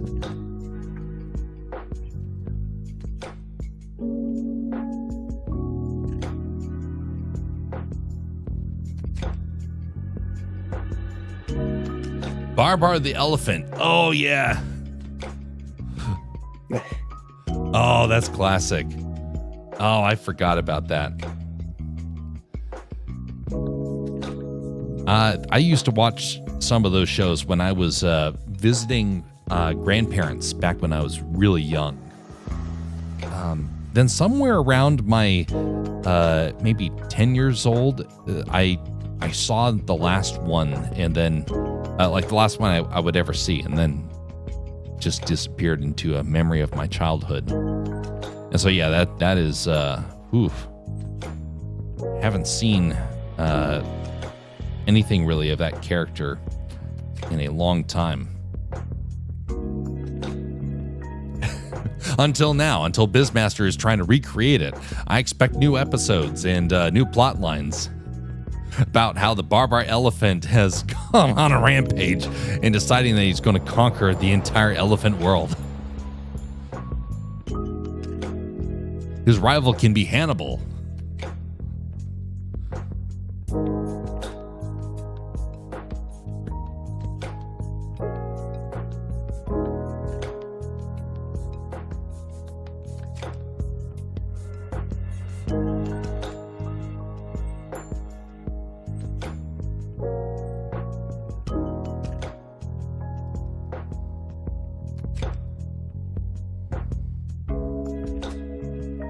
By the way, folks, I have absolutely zero reason for the character that I started drawing tonight. This was to test out the Wacom, and then I just decided to try and turn it into something, and I'm not too terribly happy with it, but yeah, I'll still probably use it as a reference image for a project that I've been working on in the background. Not every image has to have like a good solid plan, but I do prefer having a reason for a drawing. I used to not do that a whole lot, but I definitely now really like having it basically work with one of the stories that I have. And so there's a couple of little Easter eggs around here that I'm trying to test different stories on, trying to see if this guy would fit with that. We'll see. We will see. There is an anime that I would love to make. Of course, I don't have the skill or the time to pull it off. If I was independently wealthy, then I would have that flexibility. I do not. I am but a common man, and I have but a common income. And so, thus, the ability to quit everything and just make something is not really possible. Well, correction, it is possible. It is not financially wise, nor would it be considerate or kind to do so, because then family members then would have me as a burden in some way, shape, or form.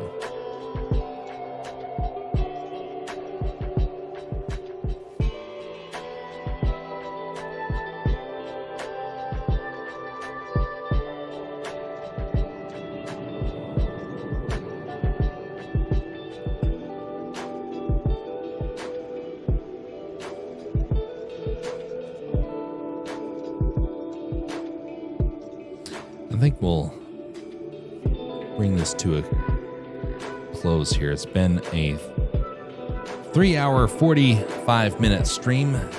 We got an hour into this project, into this sketch, which honestly is not bad for an hour sketch.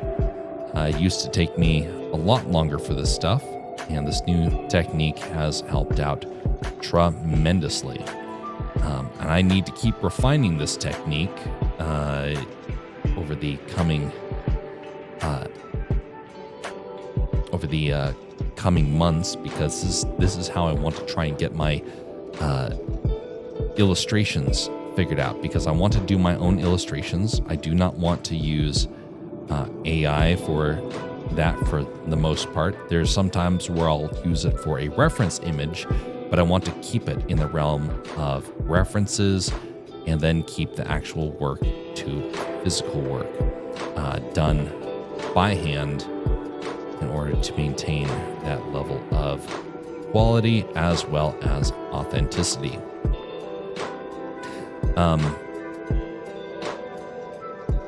I got a lot of other things that I'll be sharing over the coming weeks, but for right now,